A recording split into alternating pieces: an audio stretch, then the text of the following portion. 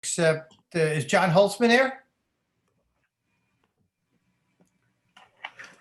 Maybe he's not joining for this sort of perfunctory part. Oh, could be, could be. Marcia, are you ready? We're ready. Okay. Recording? Yes? We're recording and we are live on YouTube. Okay. Welcome, everybody.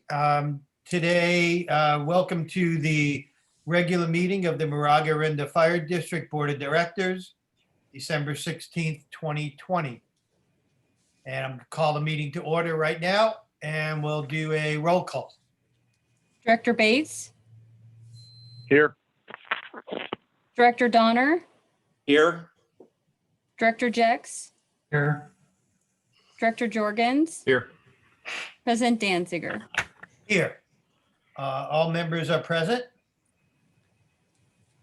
And so this is an opportunity right now, if there's any members of the public who are joining us, this is an opportunity to speak on any item that I'm just cutting. Speak on any closed session item that will be heard today. And your comments may be limited to 3 minutes pursuant to our board policy.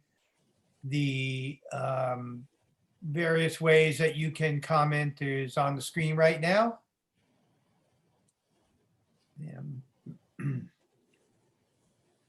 We'll give it a minute, see if there's anybody from the public who would like to comment.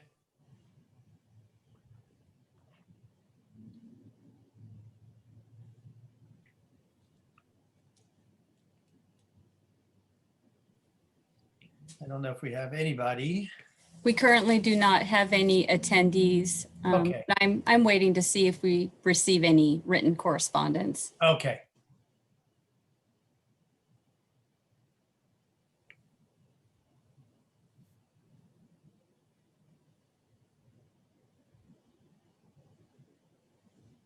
Just while we're waiting, I noticed that the city of Orinda doesn't wait for the minute each time. They sort of, they wait a couple seconds, but they don't wait a full minute anymore. I wonder if we can speed our things up. If we should ask Holtzman whether that's okay or not. But Yeah. Okay, we can do that. Let's do that. Our 1 minute timer has ended and we've not received any written. Okay, I'm going to close the public comment. And at this point, we are going to adjourn the regular meeting to our closed session. And we will be back for the regular board meeting at approximately 7 p.m. So we'll see everybody at the closed session.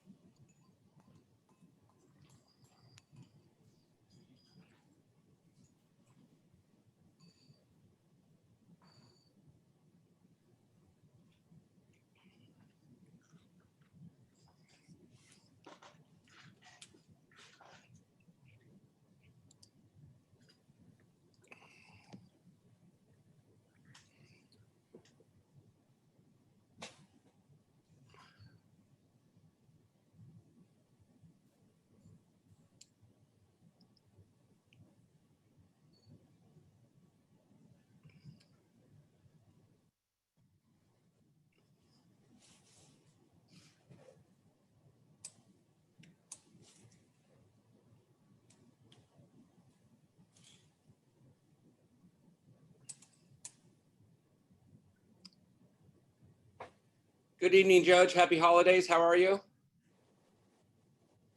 Great, I'm doing fine, thank you. Okay, are we all here? We Believe have so. everyone here except for Holtzman. We now Okay. have Holtzman just arrived. We now have everybody here. Okay, thank you.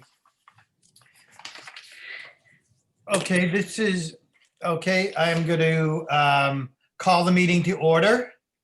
And I'm going to reconvene the regular meeting of the Moraga-Orinda Fire District for December 16th, 2020, and call the meeting to order. And I'll ask Ms. Holbrook to do a roll call. Director Bates,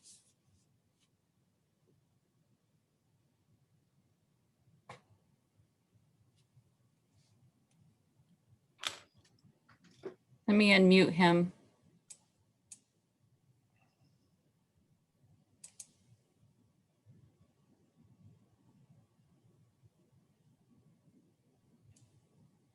Director Bates? Can you hear me now? Yes. Okay, I'm here. Director Donner? Here. Director Jex? Here. Director Jorgens? Here. President Danziger? Here, all members are present. Item number 5 on the agenda is report of closed session action, and there is nothing to report right now. Item number 6 is public comment, and this is an opportunity for members of the public to speak on any items not on our regular agenda, but within the purview of the subject matter of the district. So, And we do have one hand raised, and just a quick little announcement for our attendees. If that's their first time, you may send a written public comment to info@mofd.org. Your emails will be read into record by staff. If you're participating live by the Zoom app, you can click the hand raise function and staff will unmute participants to allow to comment. If you're participating by phone, you can dial *9 and that will raise your hand. So I'm allowing Charles Porge to talk. okay, Charles, you're on. Honorable Chairman, I have a series of questions that depend on the prior answers and request if I may have 3 minutes of questions interspersed by brief answers. Is that acceptable? Well, if it's not on the agenda, we cannot have a discussion on the item. So let's hear what you got. These questions arise because of some statements made about the Orinda Oaks Park at the last Orinda City Council meeting. I understand that clearing vegetation there is important. I believe Chief Winokur may be able to provide some of the answers to my questions. My first question is, does MOFD have the legal authority to cite a government agency for fire code violations? Yes, we do. Has MOFD ever cited a public agency like Caltrans, East Bay Mud, Regional Park District, some other fire organization, or any city?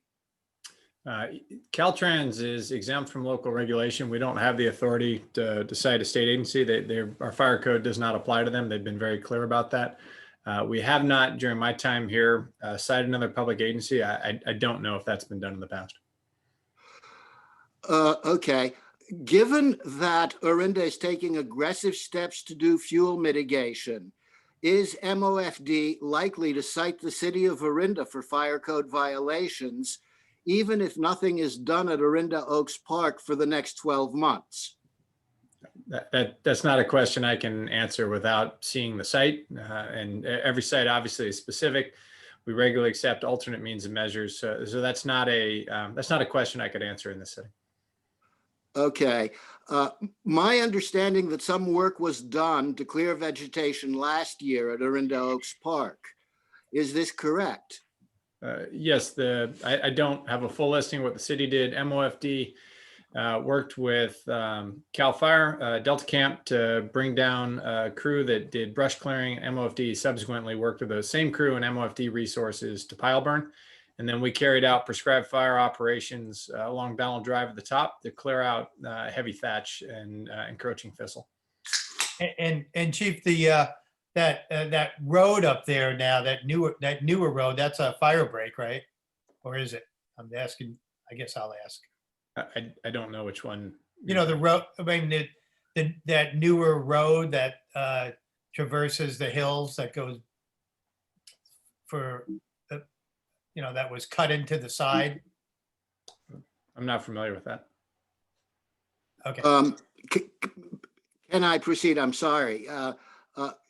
Who paid for the work that was done by MOFD? Was that billed to the city, or did MOFD do this cooperatively of their own volition? The city paid for the nominal fee that's associated with the CAL FIRE crew. It's measured in a couple $100 a day. MOFD does not charge for our work, so we didn't bill for our time out there or the coordination that it took to arrange that work. Great. And my last question, should and will MOFD continue to help the city clear vegetation there this year? That question requires a very nuanced answer having to do with the allocation of resources. Obviously, as we've talked about before, any project to which we assign our limited resources means there are other projects to which those resources are not assigned. In the current environment and the increasing awareness of the community with regard to the importance of fuel mitigation, the demands for those limited resources continue to climb and continue to outpace what's available.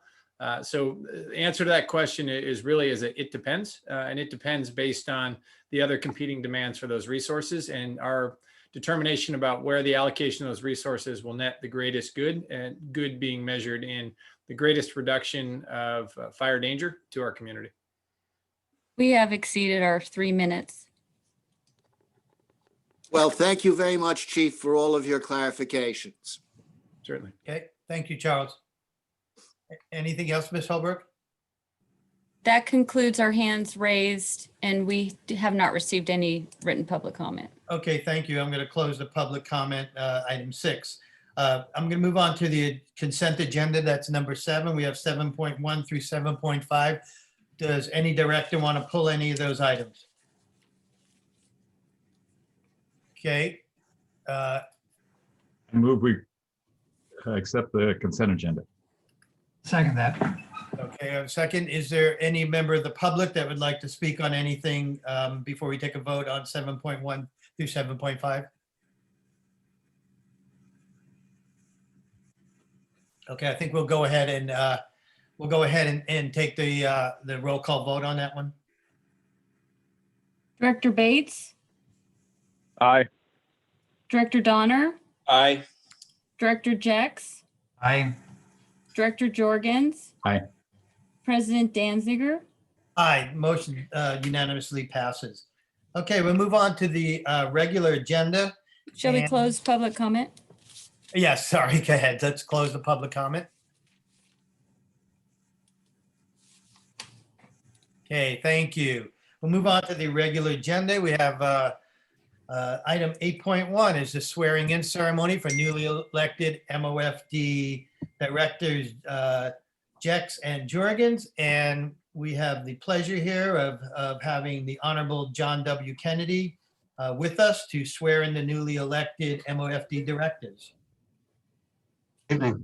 Judge, there you go. It's my pleasure to swear in the new directors. If everybody's ready, I'll ask Mr. Jex and Mr. Jorgens to raise your right hands, please. Please repeat after me.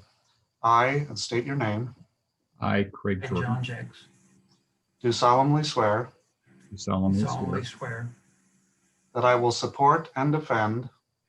that I will support and defend defend I'm realizing this is difficult to do simultaneously.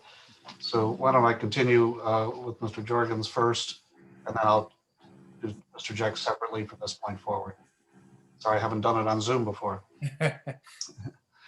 So I will support and defend the Constitution of the United States I will support and defend the Constitution of the United States and the Constitution of the State of California and the Constitution of the State of California against all enemies, foreign and domestic, against all enemies, foreign and domestic, that I will bear true faith and allegiance that I will bear true faith and allegiance to the Constitution of the United States to the Constitution of the United States and the Constitution of the State of California, and the Constitution of the State of California, that I take this obligation freely that I take this obligation freely without any mental reservation or purpose of evasion, without any mental reservation or purpose of evasion, and that I will well and faithfully and that I will well and faithfully discharge the duties discharge the duties upon which I am about to enter.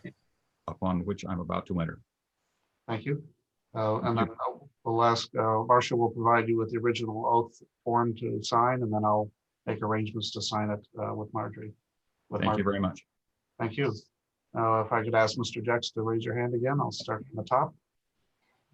I, John Jex, I, John Jex, do solemnly swear do solemnly swear that I will support and defend that I will support and defend the Constitution of the United States the Constitution of the United States and the Constitution of the State of California and the Constitution of the State of California against all enemies, foreign and domestic, against all enemies, both foreign and domestic, that I will bear true faith and allegiance that I will bear true faith and allegiance to the Constitution of the United States to the Constitution of the United States and the Constitution of the State of California, and the Constitution of the State of California, that I take this obligation freely that I take this obligation freely without any mental reservation without any mental reservation or purpose of evasion, or purpose of evasion, and that I will well and faithfully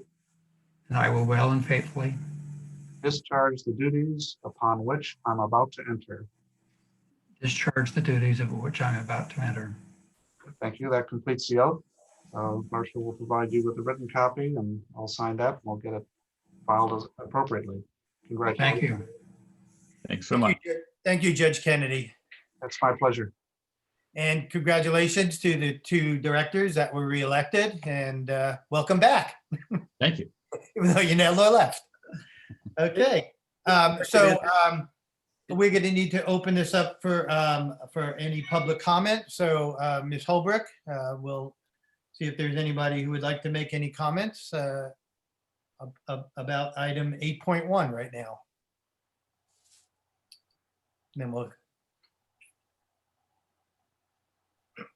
so we'll open it up for 1 minute, see if there's any hands raised. Director Danziger, while we're waiting for the minute, if I would just two administrative items, we'd like to pull item 8.6 when we get done with public comment, just to get that on your radar. The CWS staff were unable to attend tonight. We'll roll that item to January. And then secondly, if we are able to move up one element of the fire chief report, the introduction of our new battalion chief. It's his day off. He's got little kids at home. Okay, I would like to move that up if that's at all possible once we're done with the public comment. okay, we'll do it before we do 8.2. I have one hand raised. I am unmuting Ken Light. Okay, Thank you very much. I'm a member of the Via Farallon La Cuesta Firewise neighborhood and a member of the Firewise Executive Board. And I wanted to congratulate John Jex and Craig Jorgens and thank them so much for all the community support they've shown us in this last year with the shipper program and really being on the ground and being very conscious of the communities in Moraga and Orinda. And congratulations. And I know that the Firewise community looks forward to working with both of you, and we appreciate what you've done. And so happy that you were elected, and congratulations. Thank you. thank you, Mr. Light. Thank you. I have one more hand raised. I'm unmuting Charles Porge. Okay, Charles, you're on.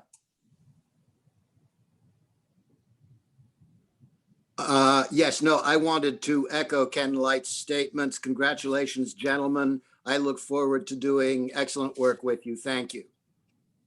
Thank you, Charles. Thank you. And that concludes our hands raised. Okay, I'm going to close the public comment on item 8.1. And if no director has an objection, we'll go let the chief give an update and make an introduction for us. Great.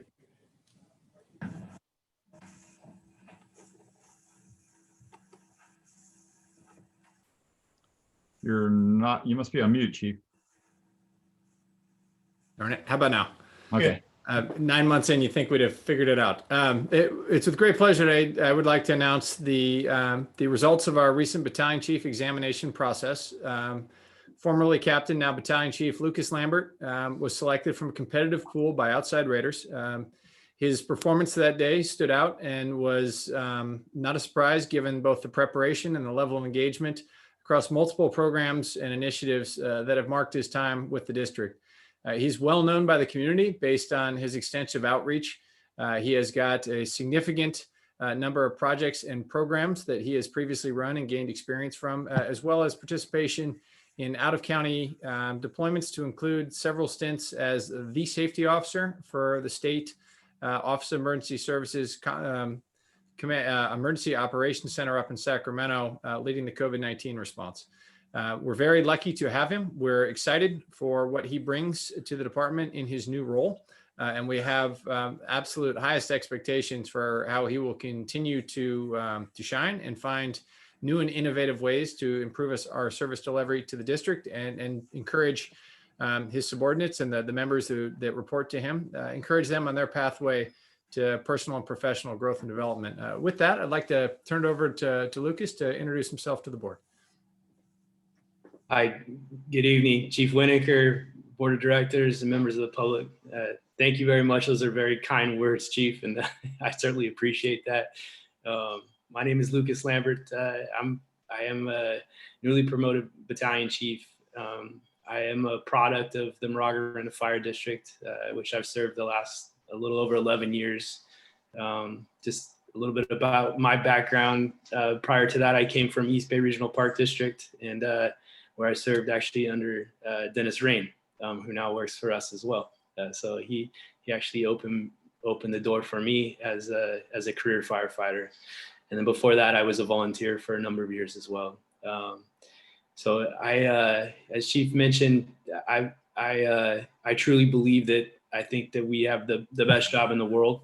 And I enter the door of the fire station every day with a smile on my face, and I will continue to do that throughout my career. So I'm very grateful for this opportunity, and I look forward to learning my new role and serving the community at my new capacity. So I appreciate the opportunity. Thank you very much. Congratulations. Thank you. Thank you very much. Thank you, Lucas. Congratulations. Congratulations. We look forward to working with you and hearing from you probably when it comes time for budget. Well, thank you very much. And I look forward to learning my budgets and my roles. And I will do everything within my powers to learn that as fast as I can. All right. Congratulations, Lucas. Good luck. All right. Thank you, team. Congratulations. Thank you. All right. The chief looks happy too. It's good to have a stable team in place. I'm very excited. Okay, well, thank you very much. And we'll move on. Item 8.2 is election of board officers for the next calendar year. This is annually we elect new officers that take the effective date will be January 1st, 2021. And so what I'd like to do is we will take nominations. We'll, I think Ms. Holbrook was going to make sure the screen was appropriate. We need to take nominations. We'll start with the office of president. But before we do that, I'd just like to say a few words now that I have the floor, that it's been an honor and a pleasure to serve as president this year. And I want to thank all the directors as well as staff for your cooperation and your support myself and on behalf of the other directors also. But for me, during my term as president, I want to thank you all. And I think we've worked really well together as a board, and look forward to continuing working together. And so what I'm going to do is first I'm going to declare the office of president vacant.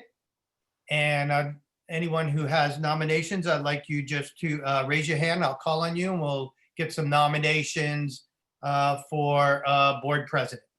So anyone up? I see Director Jex has his hand up. Director Jex, go ahead. Yes, want to again, Steve, tell you how much I've appreciated your leadership and working with you this last year or 2 years. What I'd like to do is nominate Craig Jurgens as the president of the board. He served for 2 years as the vice president. He's been on the board for 4 years, and I think he would be an excellent president of the board. Okay, thank you. Do we have any other, well, first of all, do we have a second on the nomination? Seconded. We got a second from Director Jurgens. Any other nominations for president? I'd like to nominate Director Jex. Okay, we got a nomination for Director Jex. Do I have a second? I'll second that. Okay, we got a second for Director Jurgens. We have 2 nominations for president for consideration. Any other nominations? Okay, hearing none, I'll close the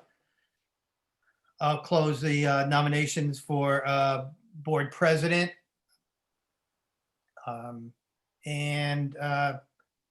So I just want to, well, I guess we'll just proceed with a vote. This is kind of new for me to do this, but let's, Director Jurgens was nominated first, so we'll take a vote for Director Jurgens. Well, let's just think about this a minute. We have 2 people nominated. Jonathan Holzman.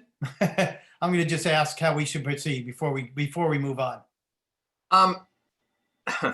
Yeah. There's no rule on that. I mean, given that there are 2 people nominated, it seems to me that you could just take a roll call in which people vote for one or the other. That would probably take care of the issue. Or you could do, one as you suggested, and do the other.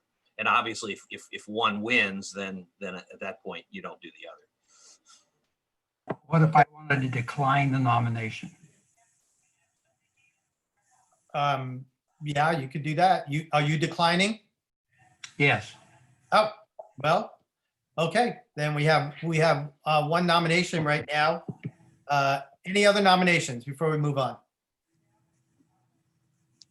Okay, hearing none. So the motion on the floor is that Craig Jurgens would be president of the board of directors for calendar year 2021.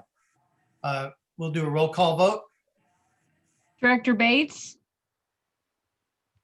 No.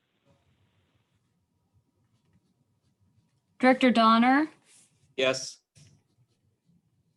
Director Jex, Yes. Director Jurgens, Yes. President Danziger. Yes, motion carries. Congratulations, Director Jurgens. You'll be president effective January 1st, 2021. Thank you. Okay, the next order of business is the election of a vice president. Right now it is Director Jurgens, so I'll declare that the office of vice president is vacant, and I'll take nominations for vice president. I'll nominate Michael. Director Jex. Oh, I'm Okay. sorry. I'm sorry, Director Donner, go ahead. I'll nominate Director Jex as vice president. Okay, I'll nominate Second that. Director Donner. okay, we had a second from Bates. Correct. Okay, we have a second for Director Jex from Bates. We also have a nomination for Director Donner. And I will second that. Any other nominations for vice president? Okay, hearing none, I'll close the nominations. I guess we'll do each one separately. How about if I decline? Well, okay. So we'll still have the, Director Donner, are you in? I'm in. Okay, let's take a roll call vote for we have the nomination on the floor for Director Donner to be vice president. We'll do a roll call vote. Ms. Holbrook. Director Bates, Yes. Director Donner, Yes. Director Jex, Yes. Director Jorgens, Yes. President Danziger, Yes. Director Donner, congratulations. You'll be vice president for calendar year 2021. The next office is secretary of the board. So I will declare that the secretary position is vacant and we'll take nominations for secretary of the board. I nominate Director Bates. I'll second. Okay. We have a nomination and a second. Any other nominations?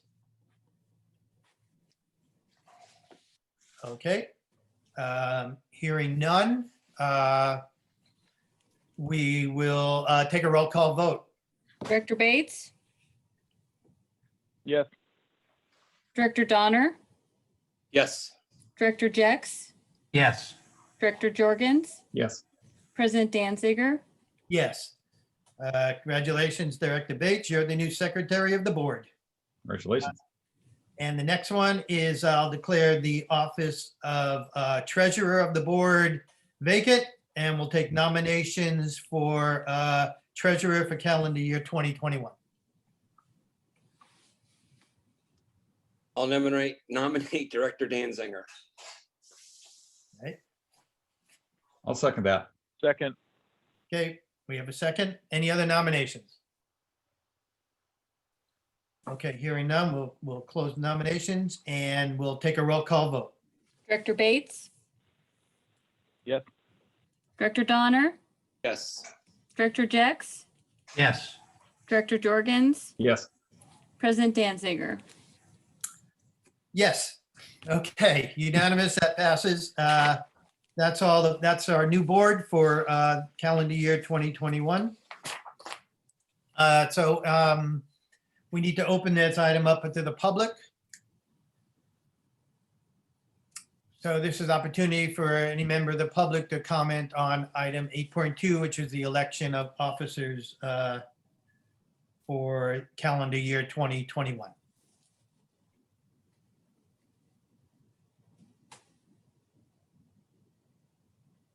Any hands raised right now? We do not have any hands raised and we have not received any written public comment. Okay. Well, I think we'll move on. Okay, Let's just move on to the next item is item. we'll close. Excuse me. We'll close public comment then. Close, yes, let's close the public comment on item 8.2. We'll move on to item 8.3. It's appointment of standing and ad hoc committee members and district liaisons. This is again for calendar year 2021. I'm going to ask Jonathan Holtzman again because I just don't recall. Do we vote on each one? No, yeah. You haven't traditionally done. Okay. I don't know, Chief, do you recall, as my vague recollection is they were appointed by the president, but I'm just not sure traditionally. It's nothing in the bylaws about that. So. Okay, When I look at the 2019 minutes, each one was, had a motion for each one. When I Oh. look at the minutes from 2019. Okay, great, thank you. So let's do that. So let's do a motion and. okay, so the first one is the Finance Standing Committee. Presently, it's myself and Director Jorgens. So I think we'll just have a discussion is, I mean, I'm willing to stay on that one unless I'm willing to let someone else step forward also, if anyone else wants to be on that. So how about you, Craig? I'm the same place you are. Okay, so, but, you know, I've done it. Anyone else want to be on the Finance Standing Committee? This is Director Jex. Yeah. We didn't approve last time standing committee, audit committee. And one way of dealing with the audit committee is to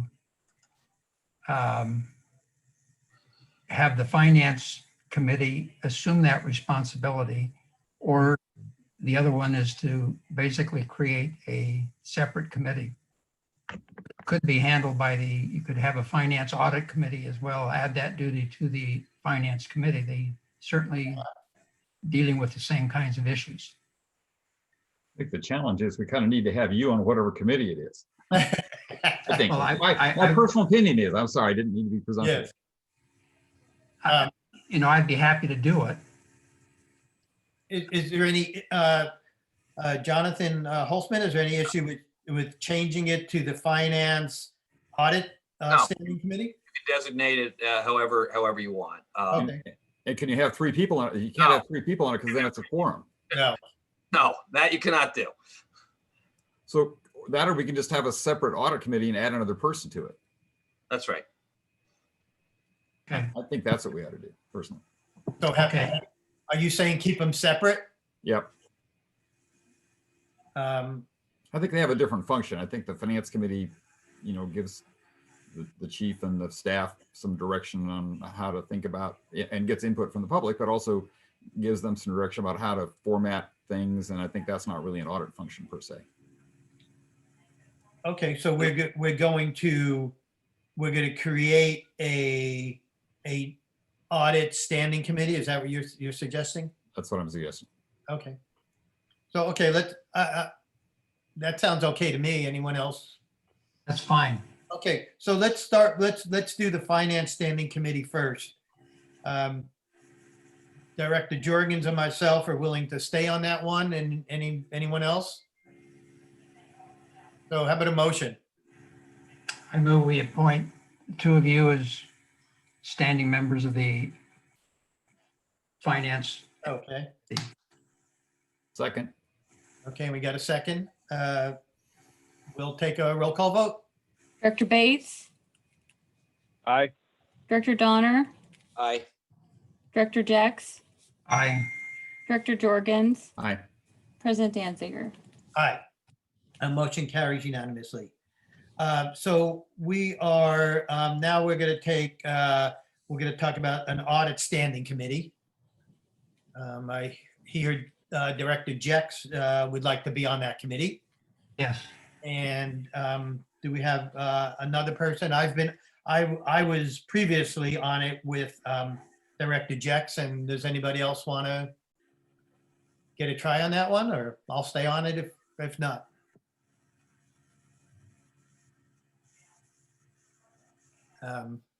I'm fine with both of those personally, but if anybody else wants it. Anyone else? Okay, well, how about a motion?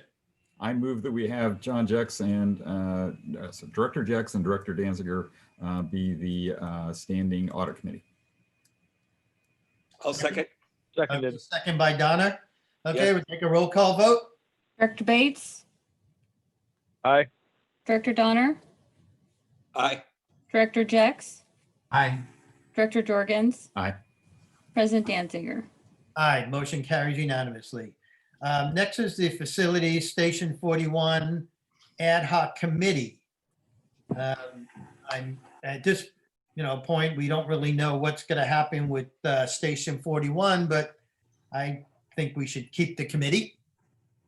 So Bates and Donna are on it presently. Any Sounds like a good team to If me. it's all the same, I'd like to see it through at least. We got kind of put on hold this last year here, so unless somebody else is really dying to get on there. I think that the Just a- current team just- makes sense to me. Just a question on that one. Could that be broadened to some degree as a facility committee? Yes, so the discussion we previously had was that if it were broadened to be a facility committee, it would require public meetings with noticing an agenda. And if it were an ad hoc committee focused on a single project, specifically Station 41, then it would not require public meeting. Okay. notice. Okay. Okay, so we'll leave it at the ad hoc right now. I move that we appoint Directors Bates and Donner to the ad hoc Station 41 committee. Okay. And I'll second it. Let's take a roll call vote. Director Bates, Yes. Director Donner, Aye. Director Jex, Aye. Director Jorgens, Aye. President Danziger. Aye, that carries unanimously. Next one is the Joint Fire Prevention Ad Hoc Committee. So I just want to get clear on this one, just to make sure. This is is this, I know Director Jorgens and myself are on it. Is this the same as the Orinda Subcommittee? Yes. It is. Okay, so maybe, well, I guess that's okay. I guess the title's okay. That is Director Jorgens and myself right now. That committee was formed maybe about 4 or 5 months ago by the city of Orinda. So discussion on this one or motion? I think the two of you have done a great job, and I'd nominate both of you to continue on the committee. I would second that. Okay. We've got a motion and a second. Let's do a roll call. Any other discussion? Okay. Let's do a roll call vote. Director Bates, Aye. Director Donner, Aye. Director Jex, Aye. Director Jorgens, Aye. President Danziger. Aye. Okay, that motion passes. Now we have some liaisons. There's 5 different liaisons here listed, and we'll just go down and talk about them. We have the first one is the Contra Costa Special Districts Association. Presently, Director Jex is the liaison to that one. Anyone else have Director Jex? You want to stay doing that? Anyone else have interest in being on that one? Either that, or I would like to think about Moraga. Okay.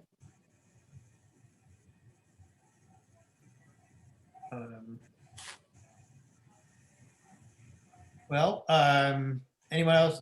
Let me ask you this one on that Contra Costa Special Districts Association. Are there meetings you attend on that one, or has there been? I don't think it's a very active post. Yeah. He's thinking. All right. I don't think, being the liaison to that, I don't think precludes you from doing something else. Okay. That's So, Just as I think last time, again, you're Yeah. the president. Last time we kind of, did it as a bit of a group. I think we sort of talked about if people wanted to switch around, and then we approved them all at once, I think. yeah. Let's just do them separately. So let's just go down the list here. So, how about a motion for Director Jex to continue on Contra Costa Special Districts Association? So moved. Second. Okay, we got a motion second. Let's do a vote. Director Bates, Aye. Director Donner, Aye. Director Jex, Director Jorgens, Aye. President Danziger. Aye. Motion carries. Next one is the Contra Costa County Fire Boards and Commissioners Association. I've been the liaison for that one. I can just tell you that prior to the pandemic, we had a meeting occasionally. I don't even think it was every month.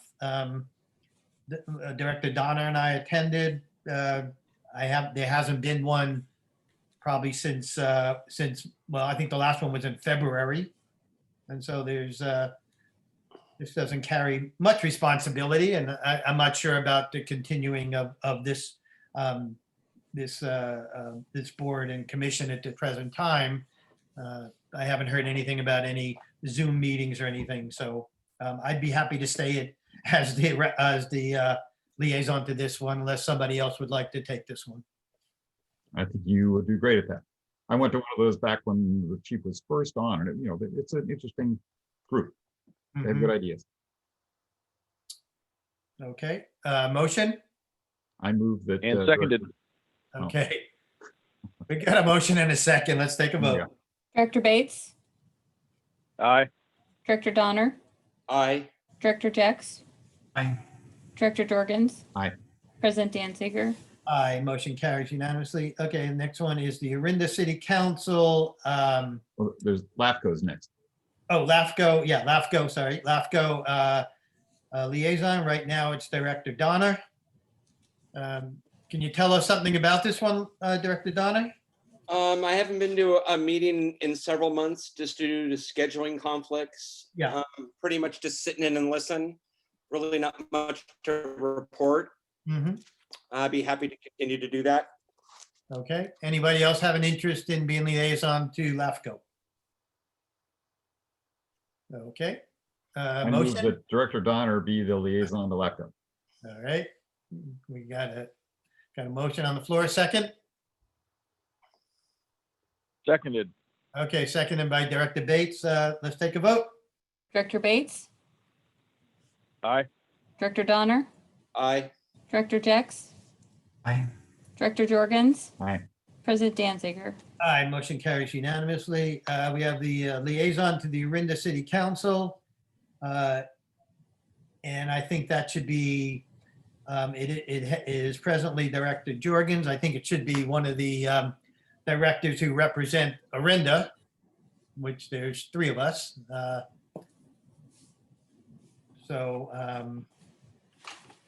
Any discussion on this, Director Jorgens? I'm happy to keep doing it. Okay. Donner? You're the other Orinda guy? Yeah, if I have something to add at a city council meeting, I will either let Director Jorgens know or I'll personally attend. Okay, well, I think that's fine. Let's get a motion for Director Jorgens to be liaison to Orinda City Council. So Director Jorgens be appointed to the city council. Okay, Director Jex. And a second. Second. Okay, second Donner, vote. Director Bates, Aye. Director Donner, Aye. Director Jex, Aye. Director Jorgens. Aye. President Danziger. Aye, that carries. Liaison to the Moraga Town Council. Again, I think it should be one of the directors who represent Moraga. That would be Director Jex, Director Bates, or I have part of Moraga as well. So I really do think it should be one of us 3. Discussion on this one? Director Jex, I believe you were showing an interest. If you'd like it, go for it. Okay. Yeah, I'll Right now. nominate Director Jackson, I guess. Okay. We have a motion for Director Jex. I'll second it. Let's take a roll call vote. Director Bates, Aye. Director Donner, Aye. Director Jex, Aye. Director Jorgens, Aye. Hello. Aye. Yes. President Danziger. Did my microphone stop working? Aye. That motion, that carries unanimously, and that's our reorganization for calendar year 2021. And so any member of the public, this is your opportunity to comment on agenda item 8.3. We'll keep it open for 1 minute.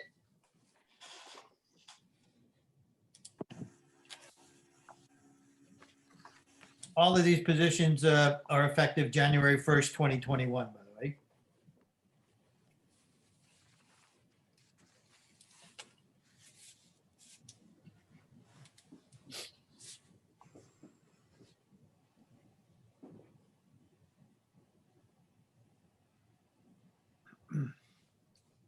So no hands are raised right now, I assume. And we do not have any hands Okay. raised. And we've not received any written public comment. Okay, we will just move right on. I don't think there's a requirement to stay open any longer, so Mhm. we will move on to, we'll close the public comment and we'll move on to item 8.4. Item 8.4 is the 2021 regular board meeting schedule. And I'll turn it over to staff. Good evening, directors. The board of directors conducts regular board meetings on the third Wednesday of each month. Various other special meetings are scheduled throughout the year to address time-sensitive district issues. The regular board meeting schedule for 2021 is as follows. The dates are listed below. And staff took the liberty of adding 3 days that fall on holidays in order to increase awareness. If it is the board's pleasure to move any of those dates around, this would be a great time to do that. Otherwise, staff recommends the board approve the proposed 2021 regular board meeting schedule. Okay, thank you, Chief. Any discussion, particularly around those 3 days where it falls on either a holy day or a festive day? I don't know what to call St. Patrick's Day, but festive. So any discussion on these dates? Anyone interested in moving any? Not that we can't do it later. If possible, the December 15th, a year from now, any way we can move that to either possibly a week after on maybe the 22nd? That just gets into people's holidays is all, people travel a lot then. Um, And I would think it's in a year. Yeah, I would agree that it does get, hopefully we'll be out of pandemic time and it might be into pretty close to Christmas time. So maybe we could just defer that we can defer that to, closer to the date and, at our discretion, we can, we could change it to another day as well. So I would just suggest that maybe we wait until, maybe to the fall, see how things are going and take it up then. That's fine. that Okay. seems reasonable. So how about a motion to accept the calendar then? So moved. Director Jorgens, Second that. Director Jack second. Let's do roll call vote. Director Bates, Aye. President Danziger? I was muted for a second. Can we also look at, before we pass this, look at possibly switching the 15th of September? Yeah, why don't we do the same thing? So maybe we'll take those up this summer Okay, when we know kind of how things are shaping up and that's fine. yeah, okay. So noted. All right, let's continue the vote. so we had a yes for Director Bates. Yeah. Director Donner, Yes. Director Jex, Yes. Director Jorgens, Yes. President Danziger. Yes, that carries unanimously. So just maybe you can put a note for this item that for September 15th and December 15th, 2021, why don't we bring that back in, let's just say July. We'll see how things are going. Just those 2 dates. Maybe the rest, maybe we'll just bring back the rest of the calendar for the rest of the year. Okay, public comment. Let's open public comment on item 8.4, which is the regular board meeting schedule for 2021. And I don't know if anyone's gonna, But before we vote,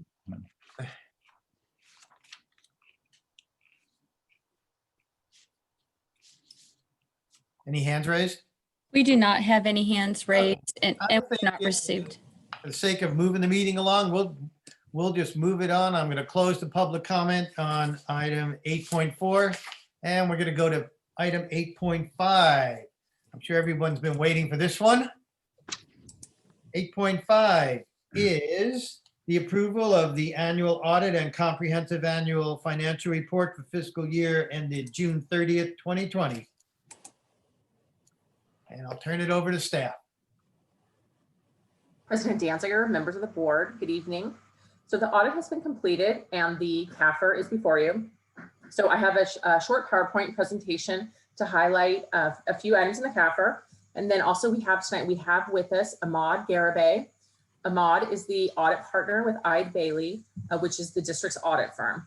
So Ahmad will give the results of the audit after I give the highlights. So next slide, please, Marcia. The general fund ended the fiscal year with a surplus of $2.7 million. So that does not include the contribution that the district made to the pension rate stabilization fund. So the actual surplus is $1.7 million into general fund unrestricted reserves. The surplus was the combination of two factors. First was revenue exceeded budget, $147,000.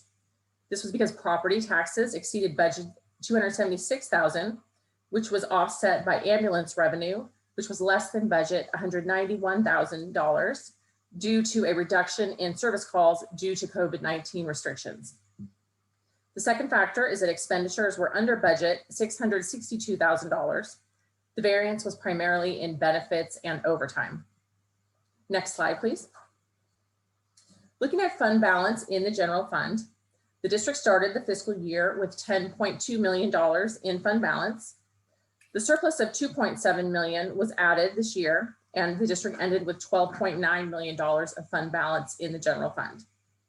It's categorized as $259,000 is non-spendable. There's $3,022,000 currently in the pension rate stabilization trust, and there's $9.6 million of reserves that are unassigned. Next slide. The district's fund balance policy states the district will maintain a minimum unrestricted fund balance in the general fund of 17% of budgeted revenue. In addition, the board set a goal of minimum fund balance of 50% of budgeted revenue. So the district started with fund balance of 31% of budgeted revenue and ended the year with 38% of budgeted revenue. Next slide. so can we ask a question along the way, or do you want them at the end? Right. No, please go right ahead. So I know it's an accounting document, but we're including the $3 million-ish of our pension fund in the general revenues that are supposedly unrestricted, but they are restricted. Right, so the pension, Marcia, could you go back to the prior slide, please? Right, so, sorry, one more. Right, so the $1 million that went into the restricted reserves for pensions, that ends up in this $3 million balance for restricted reserves. Right, but we said that this is the fund balance for unrestricted reserves, so it's $12 million. And those Total funds are balance in restricted. the general fund raised 12.9 million. Right, but those funds for the pension benefits are restricted. Correct. They can't be spent on general things. They are restricted. So why are they included in the unrestricted funds? They're not. They're in the restricted fund balance. Okay. Glorianne, Yes.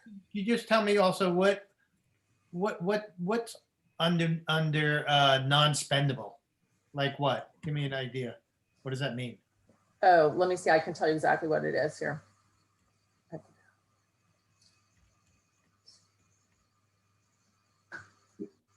I'm sure it's mandated or required. Here we go. It is it was for a prepaid item that we had to prepay something. I think it's at Cicera actually. Oh. Right. I think it's when we prepay Cicera every year. So that's was left at the end of the year, $259,000. Okay. So if we go to slide 5, please, Marcia. So this slide shows general fund unrestricted. So this is unrestricted fund balance now, and it goes back to 2008.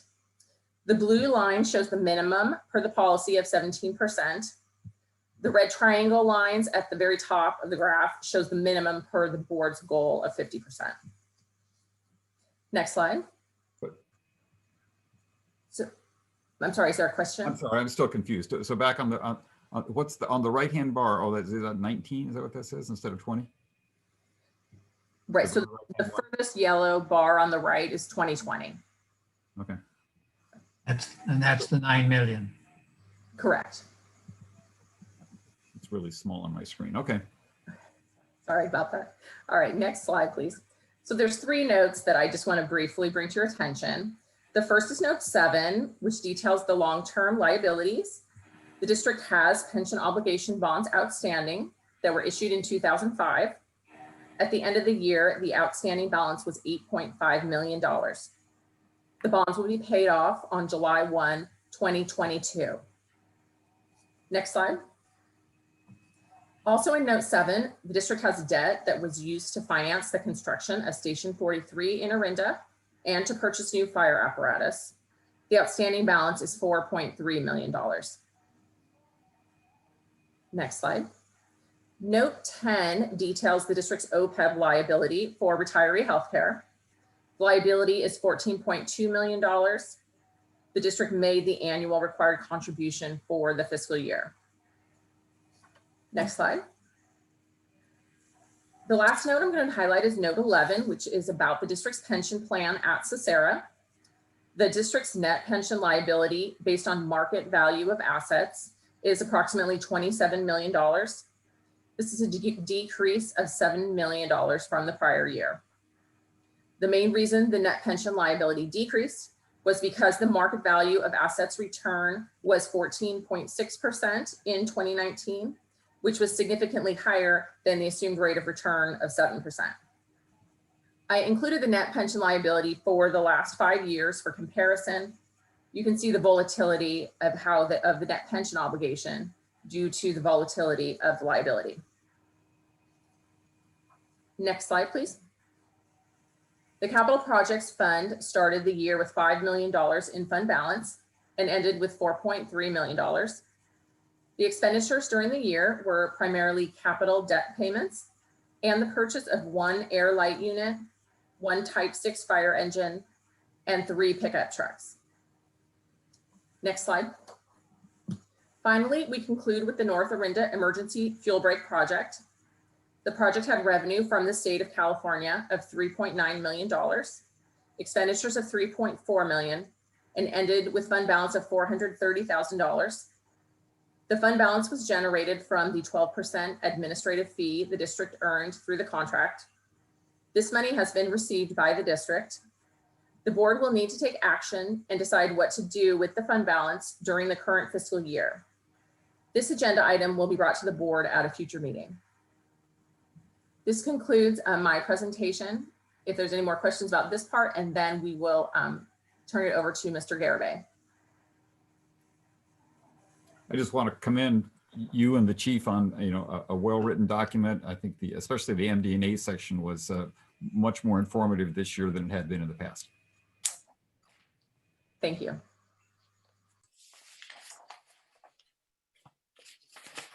Okay. Not hearing any, so you want to turn it over to the auditor? Get. Governing board, thank you for having me. I am yep. Good evening, everyone. So this is the comprehensive annual financial report. We are the external auditors. The scope of the audit is to ensure that the financial statements are fairly stated in all material respects. At the end of the audit, we issue an opinion on the fair presentation of these financial statements. The process begins typically at the beginning of the year. We meet with members from the audit committee. We discuss the scope of the audit. We plan the audit. during that phase. Then we perform the interim procedures. Though this is a process in which we take a look at the internal controls. We take a look at the manner that you process receipts, the manner that you process disbursements, payroll.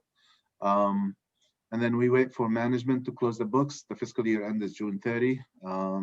We come back in the month of August, and we begin confirming the balances that are reported on these financial statements. We confirm your cash balances, your debt balances, your property tax revenue, major items that are reported on the financial statements. It is a process of sampling. It does not include testing of every single account balance. We do focus on material items reported in the financial statements. And then final phase of the audit, again, we work with management on ensuring that the financial statements adhere to the reporting standards, Government Accounting Standards Board.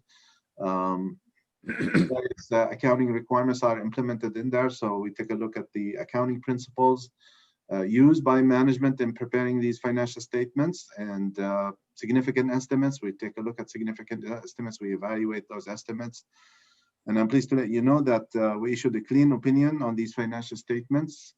We didn't have any adjustments to the financial statements, and we encountered no difficulties in the performance of the audit.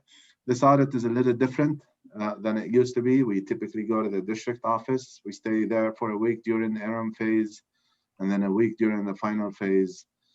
It was all done electronically. Interesting enough is that all the documents were available electronically. It's just that we've never utilized that approach before. With COVID, obviously we had to do it that way. And the documents were actually available for quite some time there at the district. So it was easy to complete the audit. Management was very helpful during the process. And we were able to complete the audit, frankly speaking, a lot earlier than many of the other local governments that are out there. Items to note, again, we take a look at the internal control. So one of the things that we noted in there is implementation of some segregations with respect to the IT system. So we as auditors, we like to split the functions where people would review each other. So if you process a disbursement, the approval of a vendor or adding a vendor into the system, that's done by somebody else. If you process payroll, the addition of new employees is done by somebody else. So, while the process physically was done separately, but within the system, when we looked at it, we noted that some of the modules within the system needed to have a modification, which management was very quick to implement. And then we reviewed those changes within the system that they had implemented. And now the segregation is available in the process itself and in the system itself as well. Met with the audit committee, met with Director Jex. We discussed some of the significant items. Director Jex had given us a good overview of significant transactions that are happening at the district. And we were happy to discuss them with management, and we looked at some of them as well. And again, at the end of at the conclusion of the audit, we had no adjustments and we encountered no difficulties. And with that, I'll be more than happy to take any questions. Okay, thank you, Ahmad. Directors, any questions for Ahmad? I can just say it continues to be a pleasure to work with you. Our prior auditor was more challenging. Yeah, I would just like to echo that. We appreciate, Ahmad, what you've done, and also Glorianne in working along with her staff person. Not an easy thing to do under the circumstances. And so we appreciate not only a timely response, but the caliber of work and the technical competence that you and your staff brought working with our staff. Okay. Especially for members of the public, we've reviewed this document in several other meetings, so we're pretty familiar with it at this point. Is there any other discussion from directors, or I'll open it up? Okay, let's open it for public comment. We can come back. Let's open. So this is item 8.5. It's the opportunity for a member of the public to comment on the approval of the annual audit and comprehensive annual financial report fiscal year 2020, also called the CAFR. So we'll keep this one open for a minute.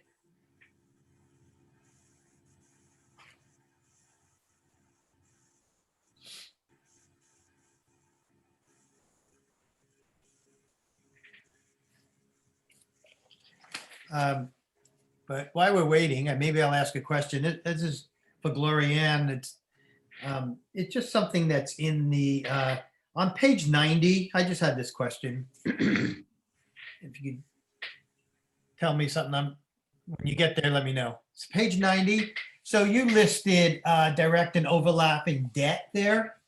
So why is it that it looks to me that there's, I think it's Pleasant Hills listed there and Lafayette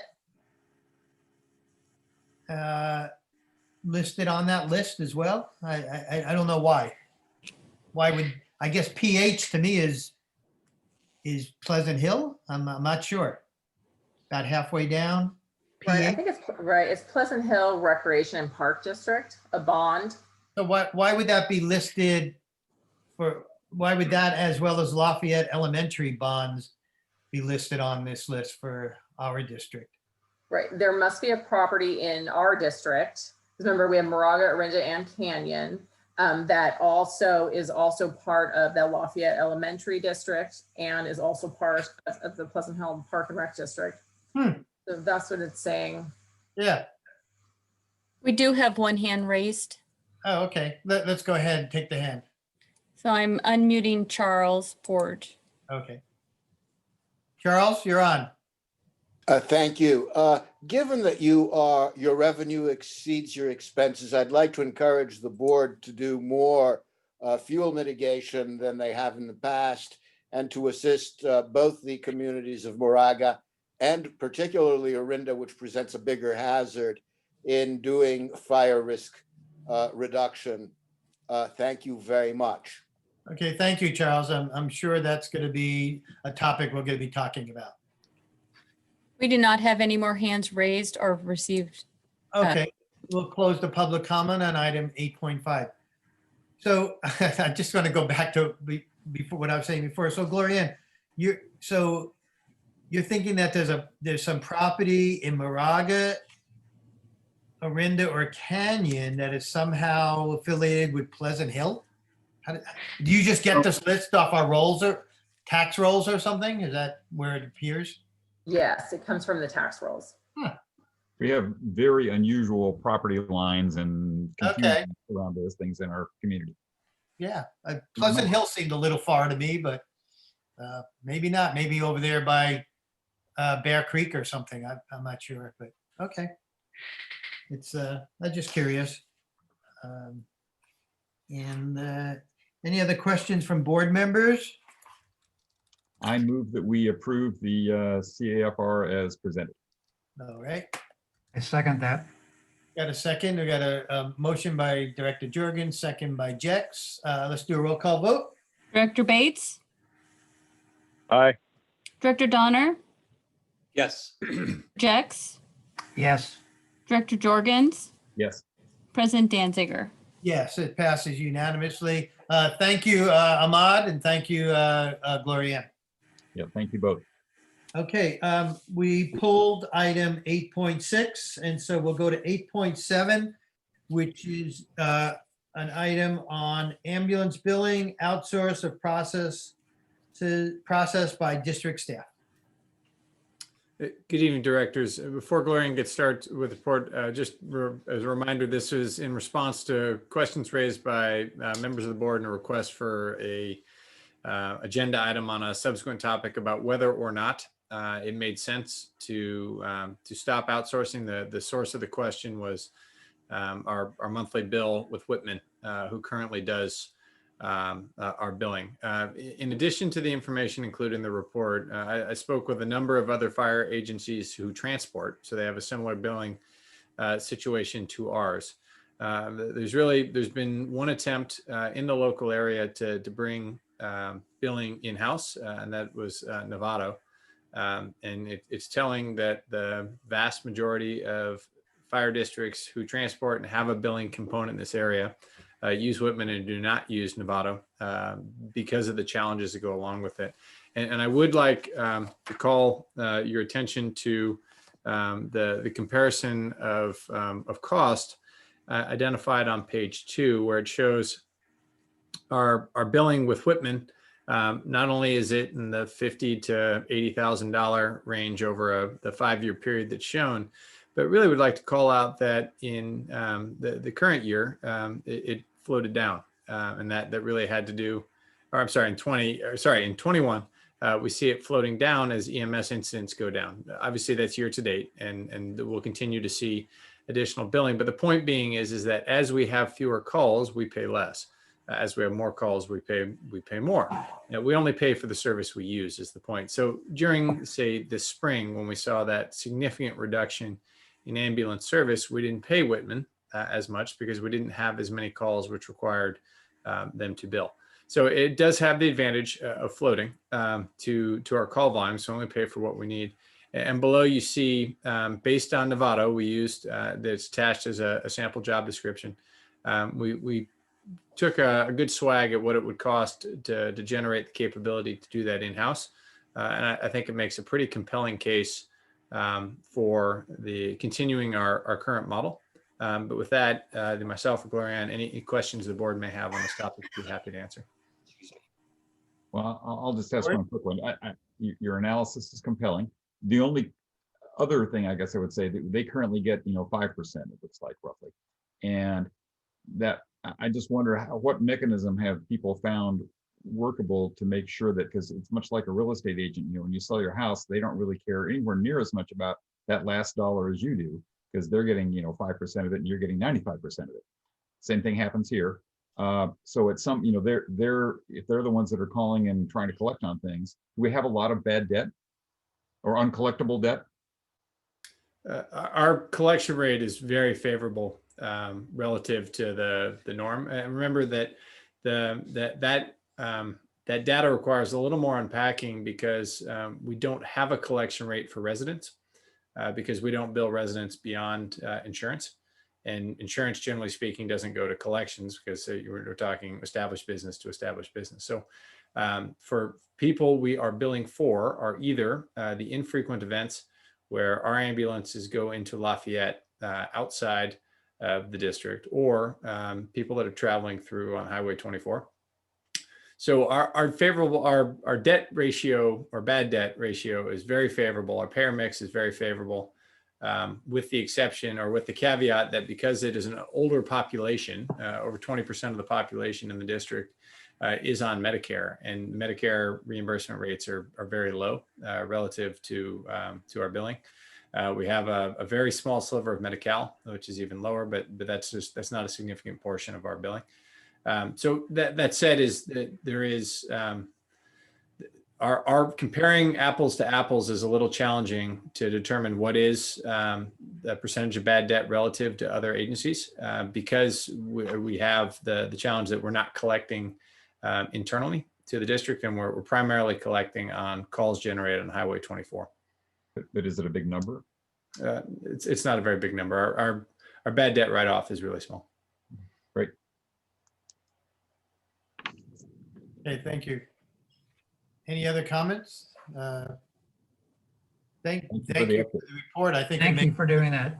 Compelling case of why we should probably just stay the way we are. Absolutely. I was the one that was, so thank you.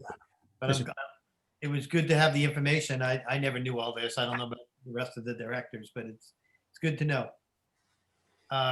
Let's open up the public comment on item 8.7. Any member of the public like to speak about this report on ambulance billing and the possibility an outsourcing versus being done by district staff?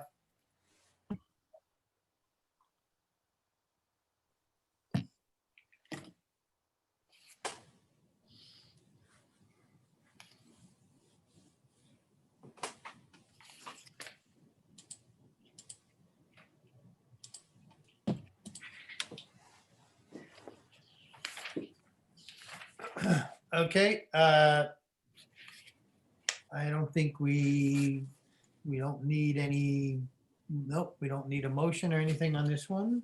We do not have any hands raised and we've Okay. not received written public comment. So I'm going to close the public comment. Is any director want to provide any other direction or any other comments on this, or is it a closed matter for now? Close matter for me. Thank you. Okay, everyone okay, Chief? Thank you very much. Thank you for the report, staff.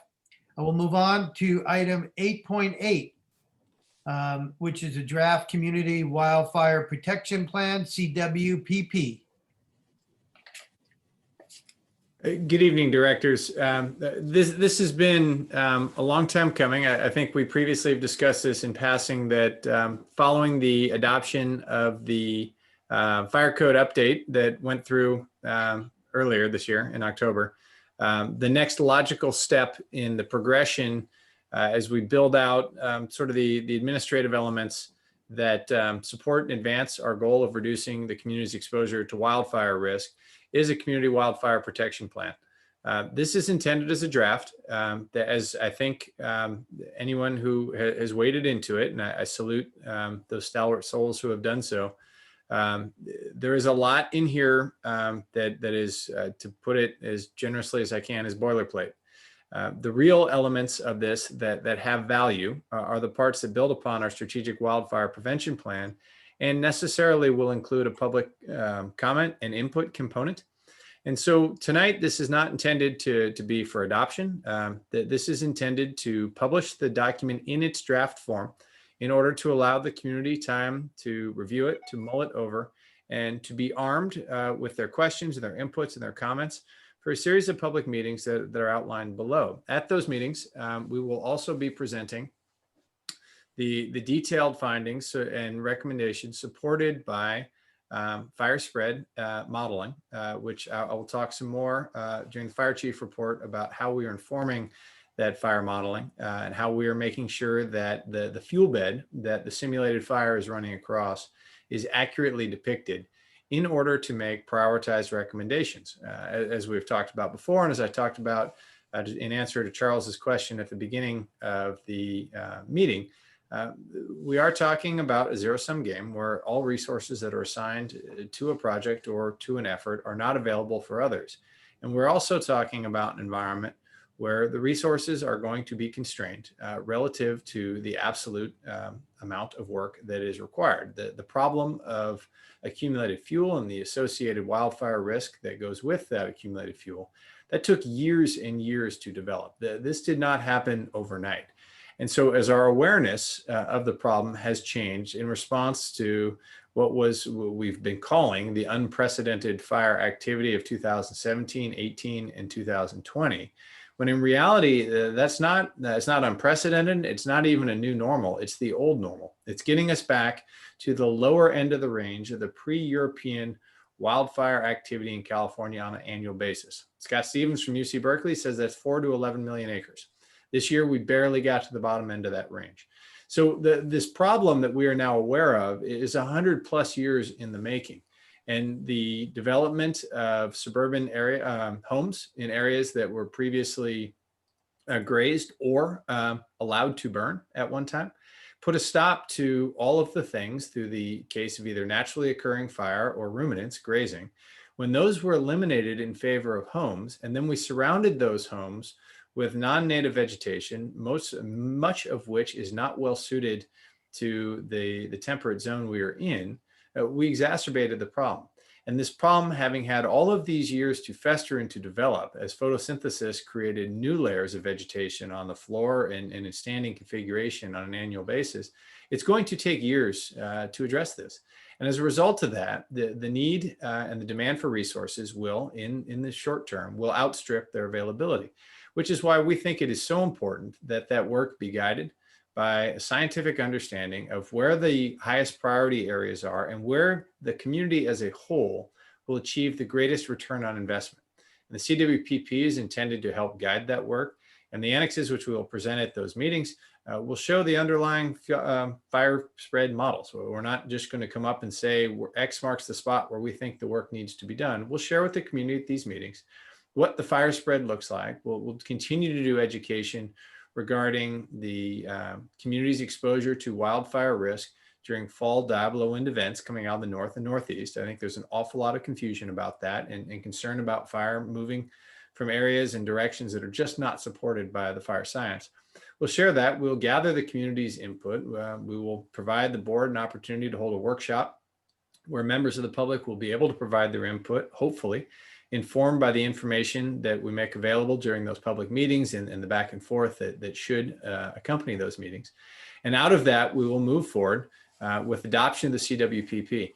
That will get us into alignment with best practices with regard to how a strategic multi-year approach to wildfire risk reduction and mitigation is done. It will also make the district available for additional grants, some of which are contingent upon having a CWPP in order to apply. With that, I'd be happy to answer any general questions, and we do look forward to moving forward in this progress in a collaborative manner with the community, with the board, in order to deliver an actionable and relevant CWPP that we can use to ground and to guide our future efforts. Thank you, Chief. Directors? So, you know, I will admit I only read like 2/3 of it, because you're right, there's a fairly large amount of structure. But the table that was especially, I mean, there was a lot of great stuff about communication and the genesis of all this. The table that I found especially useful, and it sounds like you're going to build on that, was the one that's in section 5.9, I want to say. 5.9. Yes. It talks about, and it doesn't have a title per se, but it says, you know, VMU open. I'm not sure what that means, but it talks about, you know, individual roads and their treatment priority and what needs to be done there. And for me, that, you know, it's the rest of this is great as guidelines and like a book, a how-to book. But at the end of the day, you know, the city of Orinda, for example, is going to say, okay, I got a, you know, $2.4 million a year, and tomorrow I have to go do something. What should I do? And I think especially the fire aspect, you know, the communications and things is, you know, there's a lot of coordination, but I think they're looking to the fire district to say, here's the priority things that, you know, tomorrow I can send a crew out to do X. I think that's the part that I'm going to guess most people are going to struggle the most with, because you guys are the experts in it. So the more we can flesh that out, to me, that's the actionable aspect of what you just talked about that I think people will be hungry for. Yes, sir, I agree. And I would ask you to hold the thought about how that is informed for a few minutes, because when we do get to the fire chief update, I have some updates on our efforts to make sure we have a accurate and very granular base map of vegetation and combustive vegetation specifically, upon which we can run the simulated fire and the results of that. It should really just absolutely unfold the priority areas based on spread rates and fire line intensity. But there's also the priority between, for example, fuel reduction and home hardening. And, you know, so there are a number of things that I think somebody's going to look to the fire district, I'm pretty sure, because we're the experts, you're the experts, to say, hey, if I have you know, an extra $100,000, should I? And then somebody's got to fill in that blank. Yes, sir. Understood, and I agree. Thank you, Craig. Other comments by directors? You know, I read through the document and it was you know, quite a bit to just read right now before here, but I really feel that it was an excellent draft, good start. I mean, it's going to be quite the dynamic and guiding document to lead us into the future and to have a place, you know, it's kind of like a one-stop shop. I mean, it's going to have, you know, the code requirements and the plan and, you know, pretty much everything, almost not everything, but, you know, everything we need will be in there in one location. I found it extremely informative and learned a lot of information I didn't know, the historical information and other. I also wanted to know is I see at the very end there is a place for us to sign, as well as the board of supervisors. So it's required that the Contra Costa Board of Supervisors approve this or not? I wasn't clear on that. Yes, sir. It's both because we provide fire protection to portions of unincorporated county. And it nests within the broader Contra Costa County CWPP, which is necessarily a general document because it covers the entire county. But yes, sir, it will require approval by both governing bodies. Okay. One other thing I noted in it is that it seemed to me in just reading it that a lot of the data that it seemed to reference like the years 2014, 2015. It just seemed like it wasn't totally up to date. I mean, I didn't see a lot for 2019, 2020. We're almost finished. It seemed that I saw a lot that said 2014, 15. I wasn't clear on that. I mean, and the other thing is pretty extensive document. I mean, I think it's going to be something we're going to need to work through. And I just wondered about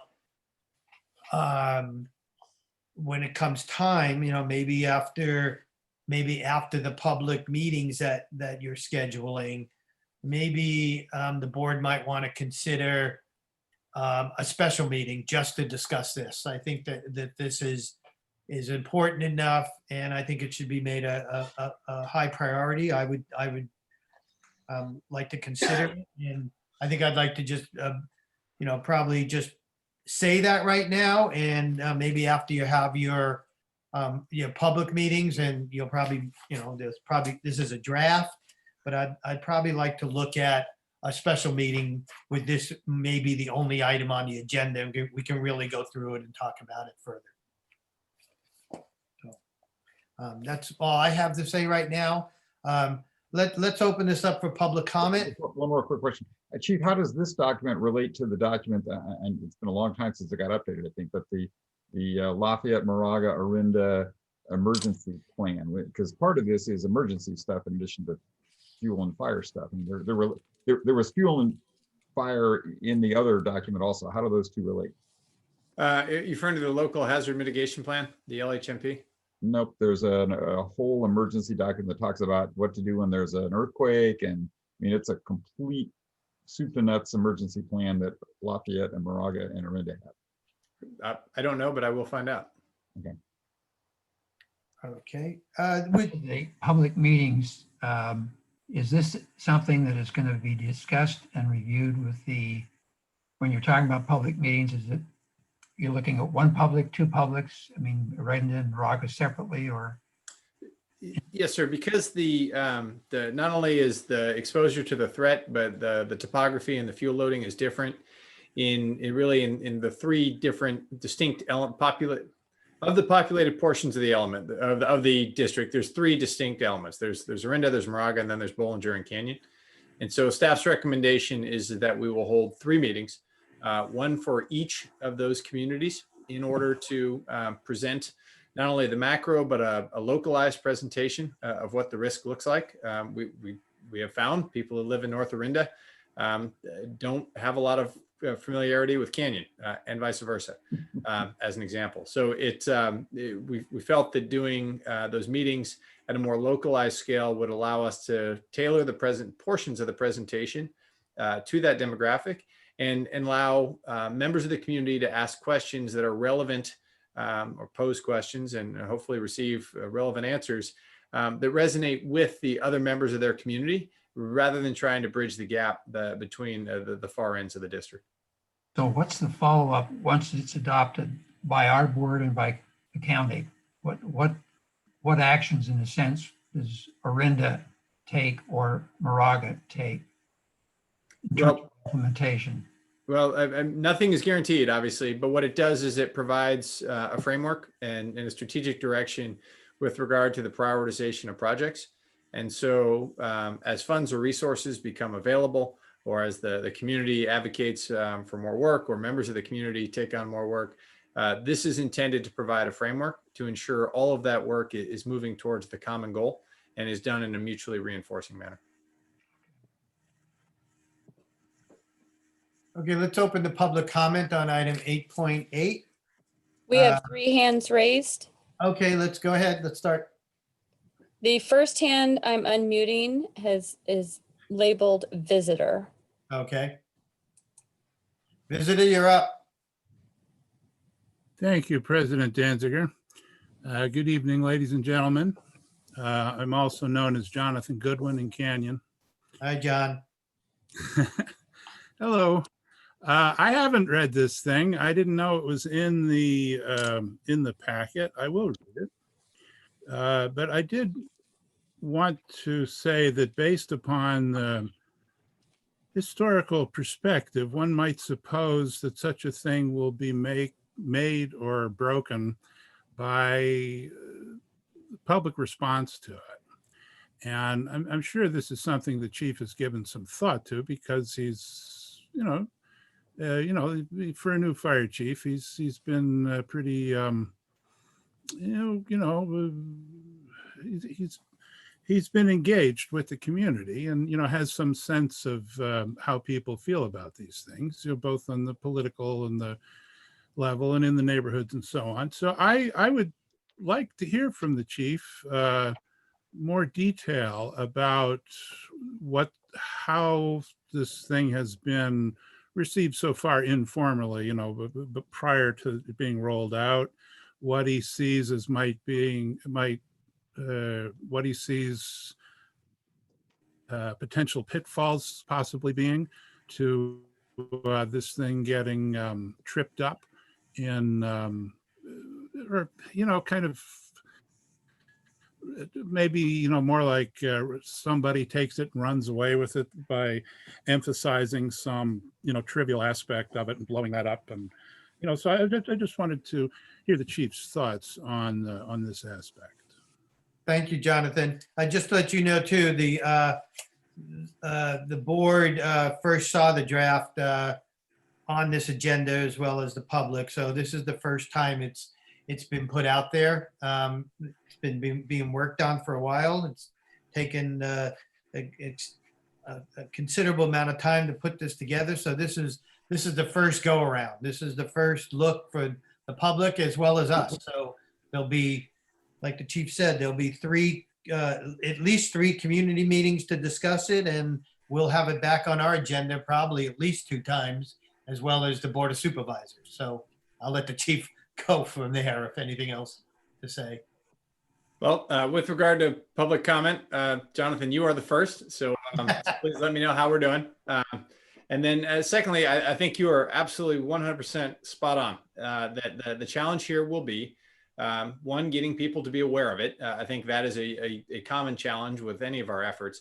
But after they are aware of it, and really the reason I think this is so important, and the public input and people having a sense that their voices and their concerns have been heard is going to be the make or break moment. Because one of the challenges we have now is the vast majority of complaints or concerns or calls for service we receive in the fuel mitigation and fire safety space belie a lack of a global perspective. We get lots of concerns about an item of vegetation and viewed without any understanding of how that interacts with the other combustive material in proximity to it, how it aligns with the topography and the weather that define the high fire hazard areas. I regularly receive statements to begin with, this is a critical fire danger issue.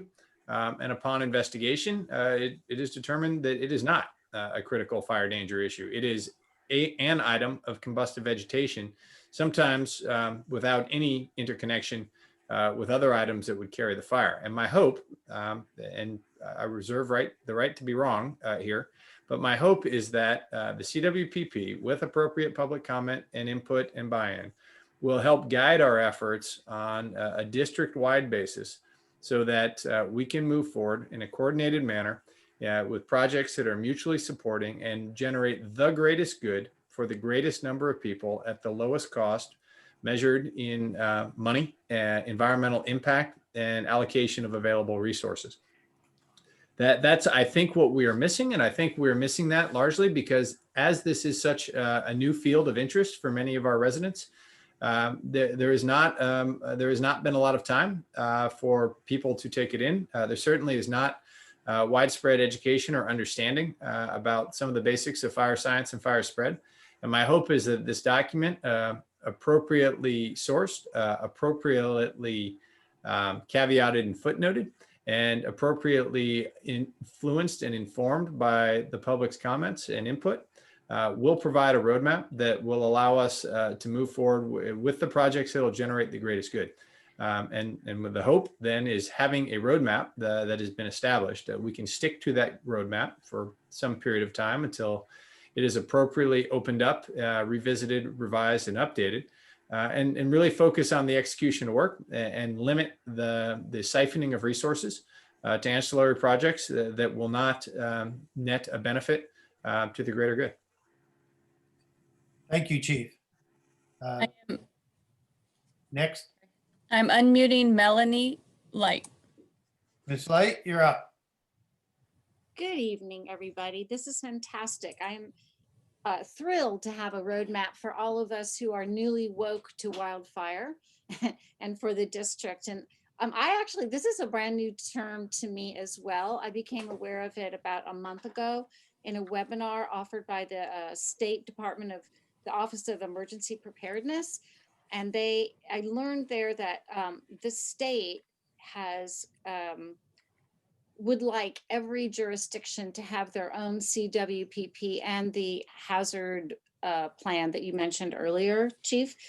But I'm a little confused on this because of the way the OEP made it sounded like the city had the CWPP. And I know that because in Orinda and Moraga, the fire district is a separate entity from the jurisdiction of the city. So I guess my question is like, who owns this document? And for instance, will the new committee in Orinda, the new committee that will be managing the wildfire tax revenue, will they be using this document? Will they be considered a collaborator? And how will you be working with the city and town jurisdictions in terms of collaboration on this? So I guess that's my question. Sure. So CWPP would be owned by a city in the case where the city was offered fire protection as well. As MOFD, as an independent special district who has the jurisdictional authority for suppression and prevention, the CWPP is MOFD's document. With regard to collaborators and input, this is the more the merrier. This is not intended to further any balkanization, siloing of efforts. We would like to hear everyone's inputs. I cannot speak to how a future City of Orinda committee would view this as far as whether they would take it to serve as a roadmap or whether they would seek to establish their own priorities. Our hope, of course, is that this would be the single document that was used to guide projects and programs on a community-wide basis. That's the point of a CWPP. On the other hand, anytime we try to create a singular document that are going to guide efforts across the broad diversity of people and ecosystems and topography and fuel loading and so forth that make up 42 square miles, I don't know that it's ever going to be possible to get everyone to agree to it.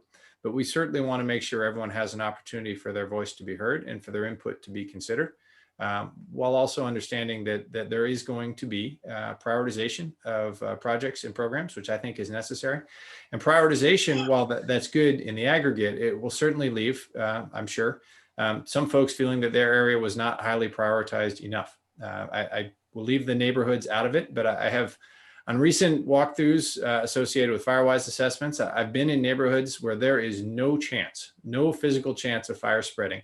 And people are very, very concerned about the fire risk because that's their community and that's their neighborhood and that's what they see is what they are concerned about. And if you looked at them in a global perspective and you compared them relative to some of the areas of steep slopes, heavy accumulation of vegetation, very narrow winding roads, all of those challenges, the relative risk in the former community or area of the neighborhood is very, very low. But the residents of that neighborhood, they don't see it that way because that is the neighborhood over which their concern is focused. So I think there will absolutely be challenges. I don't want to understate those challenges, getting everyone to agree. But I do think it is necessary that we have a prioritization. And I think the CWPP is the appropriate way to do that. I am unmuting. Oh, Go ahead. I'm unmuting Dennis Fay. Okay, Councilman Member Fay, Vice Mayor Fay, go ahead. There we go. I'm not used to being on the other side of these Zoom calls. First, I want to commend MOFD for the preparation of this plan. I think it's terrific. My scan of it, and believe me, it was just a scan today, seems like it's quite comprehensive. And it looks to me like it's going to provide an excellent framework for the city of Orinda to consider how we implement the new sales tax we have, Measure R. And so I'm looking forward to digging into it further and understanding it better. And hopefully the chief will help guide us through it as we form the new commission that is going to oversee our measure, and they begin to look at priorities for actual investment, as Director Jorgens was talking about earlier. I would suggest it might be helpful if you also would make, the chief could make a presentation, or the president could make a presentation to the Fire Prevention Subcommittee that's Moraga-Orinda and the Fire District. We meet tomorrow, but that's a little short notice on that, and it's not on the agenda, but perhaps we could have a special meeting of that subcommittee in January. And also, I think the Orinda City Council would be very interested in this plan and a short presentation on it. And I think that would be quite helpful. But again, thank you so much, and especially thank you, Chief. Okay, thank you, Vice Mayor Fay. Any other hands? Yes, I'm unmuting Michael Brown. Okay, Michael Brown, you're up.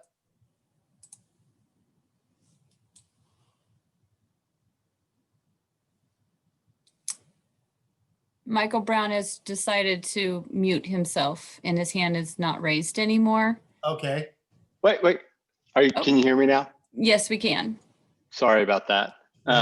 As much as Faye is accustomed to these, I am unaccustomed. So I first wanted to say I commend Chief Winokur for taking the lead on this. And I think, as a community, we certainly kind of fall into the area where I would think a CWPP that's specific just to Orinda and Moraga is a valid pursuit.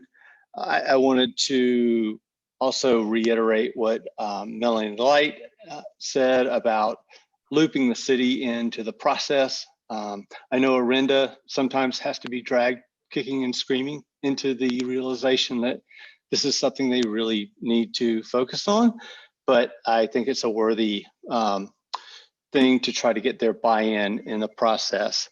And one thing that I think would be valuable going into the public meetings would be to have a document of some sort that explicitly stated, where are we going above and beyond the Contra Costa County CWPP?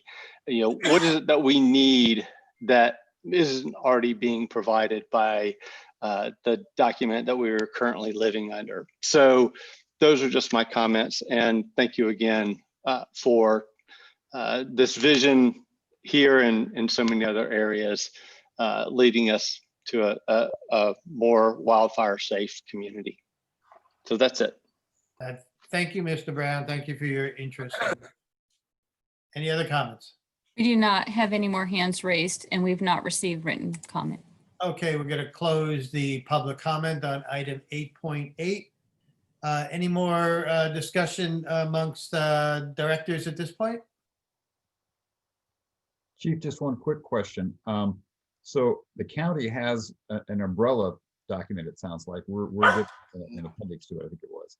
And does that county document give any obligations to the county? There's a lot of county property in our area. And does it give them any obligations that we can, politely hold their feet to the fire on? The CWPP does not, sir, and it's very vague, and it is lacking specific recommendations for our area.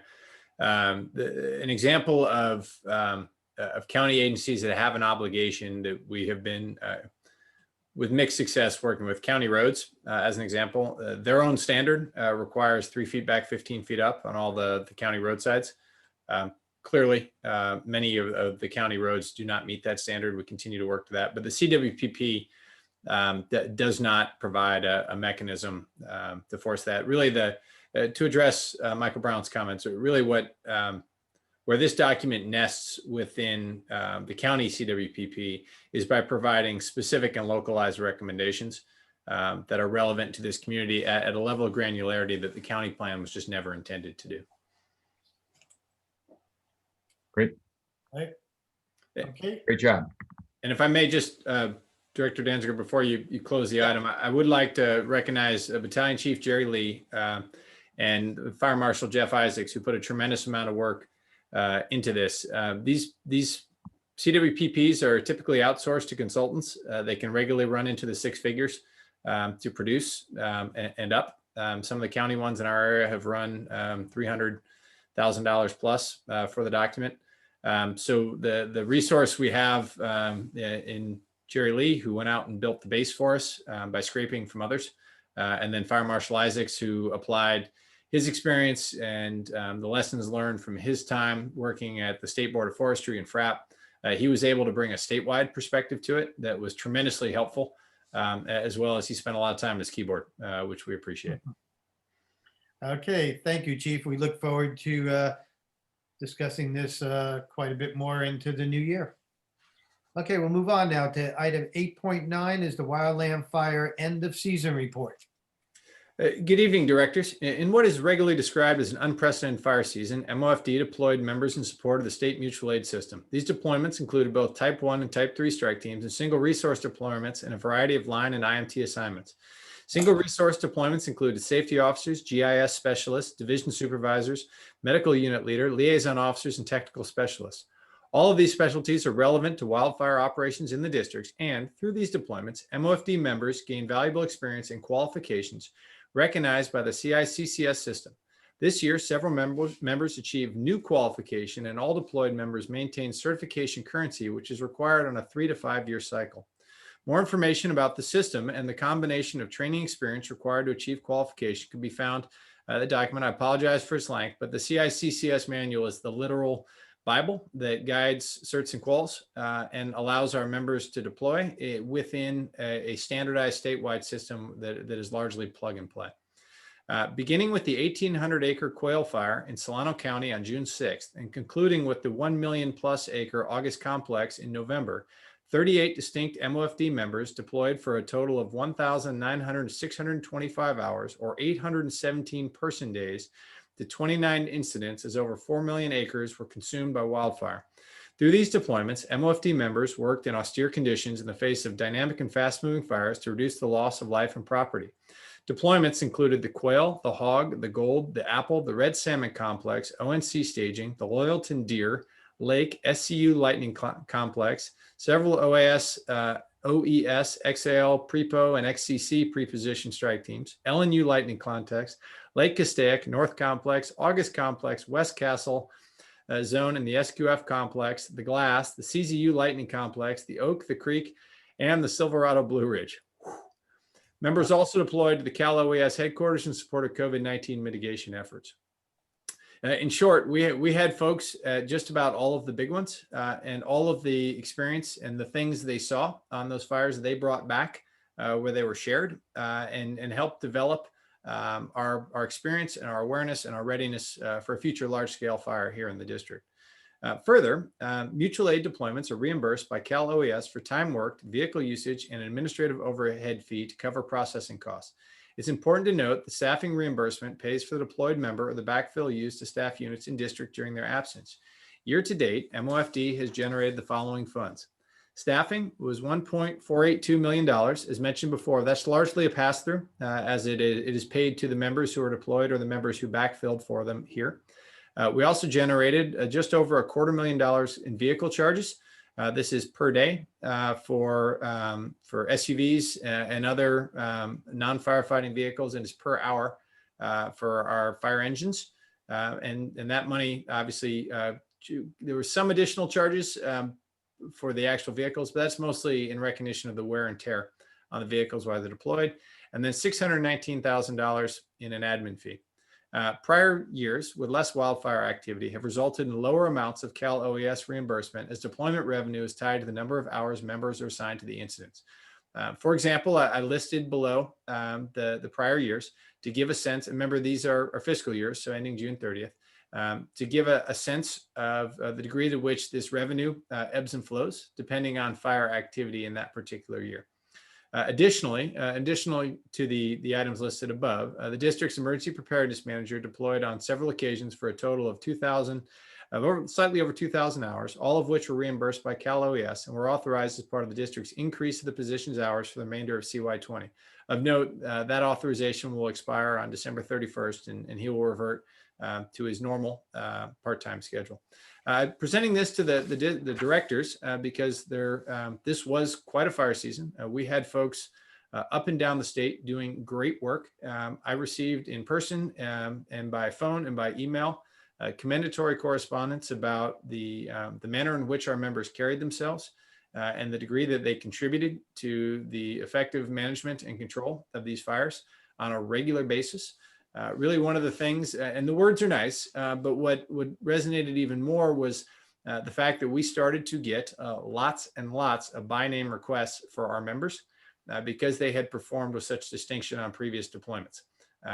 When you're facing a very large, very complex incident, you want people you know and you can trust and with whom you have a good working relationship. And our folks met that description on many occasions and were sought out by name by both state and federal incident management teams as they sought to get their arms around the fires that just never didn't seem to go out, given their size and the lack of resources as the number of fires grew. So presenting this, I did want to call out in that table there that the revenue that we've generated, to some degrees, this is one-time revenue.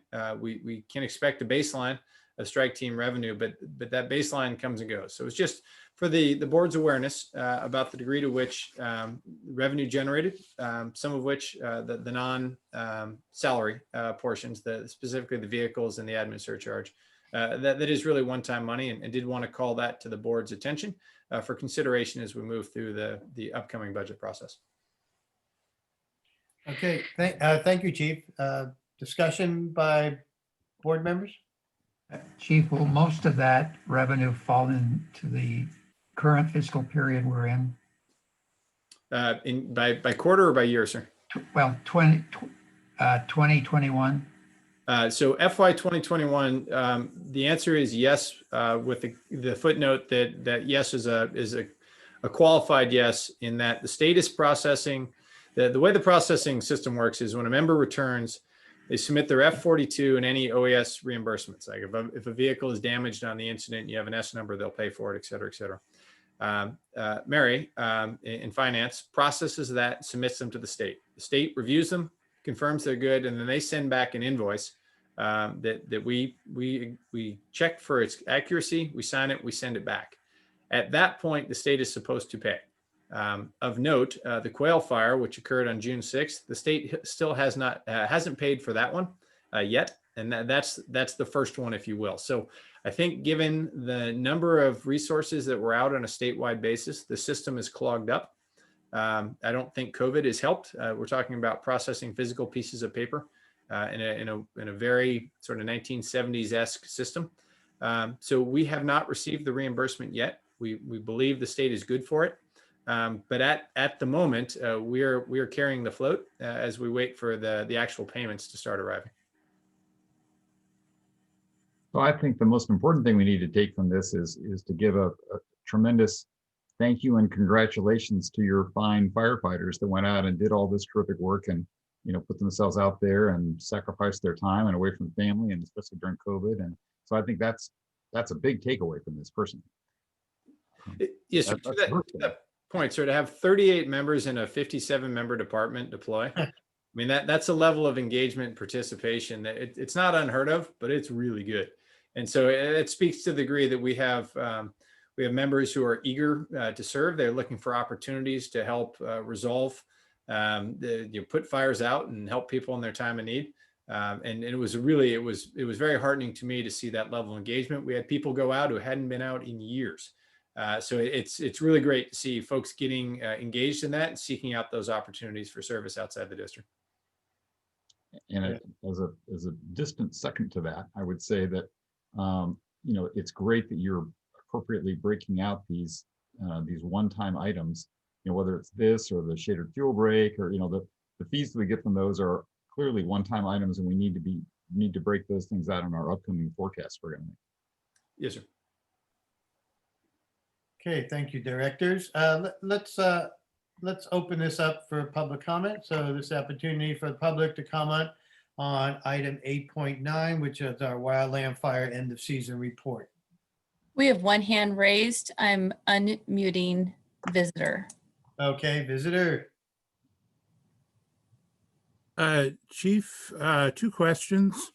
One, I was interested in your saying that the experience that was gained will come back and be shared and will, be useful in the district, should there be something, catastrophic nearby.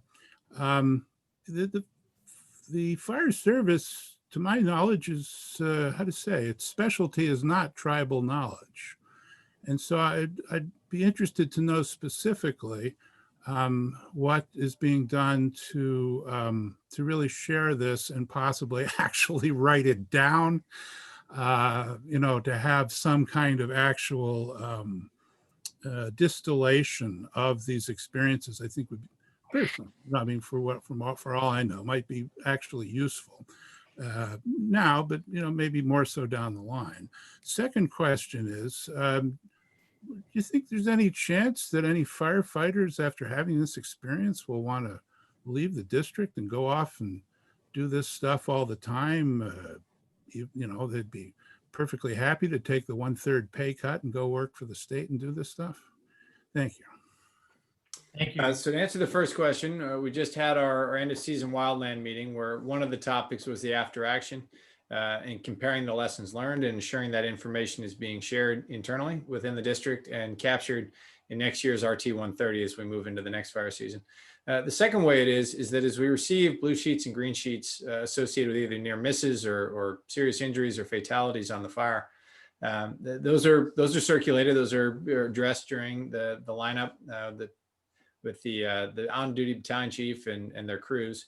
And one of the ways that information is brought to life is that when people have relevant experiences, and that when they are, they're reading about an experience, they have something they can relate to it. This season, we had a number of members who were deployed to fires where these things happen, and we're able to add their personal input. That's a feature of a number of our meetings where we have folks who were at the fire. Last year on the Kincaid fire, one of our members was involved in pulling out CAL FIRE member and two non-firefighters that were involved in a shelter deployment, one fire shelter, 3 people. He was involved in moving them out of there. We had him involved in the after actions and making his way around to present his lessons learned and that experience to the rest of the crew. So to your question about writing, we do focus on the sharing of experiences firsthand or now via Zoom. Rather than the written word, because you can ask questions, there's more context, and we don't have to wonder if we wrote something that no one's going to read. But we do capture the key points, and those make their way into updates to our policies and procedures, into the RT 130 training we do on an annual basis, as well into the review of the blue sheets and green sheets as those come out. With regard to the second item, it is very uncommon for members in a local government metro department to go to work for CAL FIRE. This certainly would be possible. And if there were a member who felt that's where their calling was, we certainly would support them in their career progression. One of the advantages we have by being able to participate at the levels we did this year is that members are able to go during the height of fire season off to where the quote unquote action is, and then come back here where through the winter there's a lot more going on than some of those outlying areas that are in the thick of it for wildfires. So while it's certainly possible that members could seek a new career path as a result of this, that would be pretty rare, at least within my experience. Okay, thank you, Chief. And thank you, visitor. Any other hands? We do not have any more hands raised or written public comment. Okay, we'll close the public comment on item 8.9. Before we move on, anything else from any other directors? Okay, hearing none, we'll move on to item number 9, which is committee reports. I don't believe any of these committees have met in the last month. No. So let's just, any hands raised on anything under item 9? We do not have any hands raised. Okay, we're going to move on to item 10, which is announcements. Close the public comment, move on to item 10, which is announcements. Item 10.1 is brief information, only reports related to meetings attended by a director at the district expense. I did attend the California Fire District Association annual meeting, as well as a legislative update, 2 different Zoom meetings, informative, good information.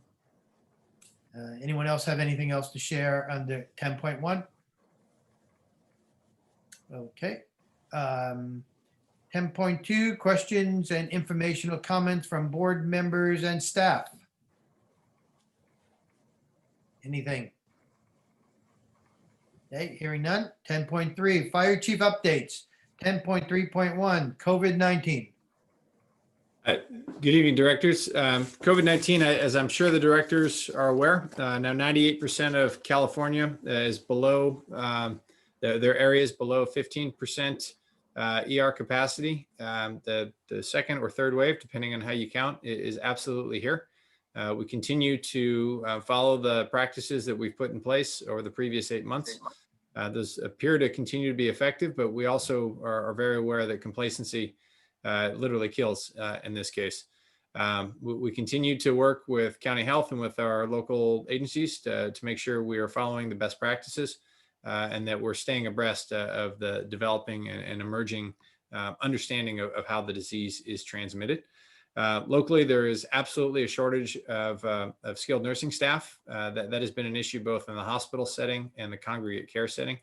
We continue to stay engaged and aware of the county health's efforts in that regard, so that we're aware of how it impacts the district. Really, the district's primary exposure in 2 areas there is one, increased ambulance wall times. As staffing shortages negatively impact the ED's ability to induct patients, that means we can't leave until we've got someone, until continuity of care is assured and we can hand the patient off to someone who's qualified and prepared to receive them. That means ambulances potentially would be stuck on the wall longer. We're monitoring that very closely. And so far, we have not seen a significant increase there.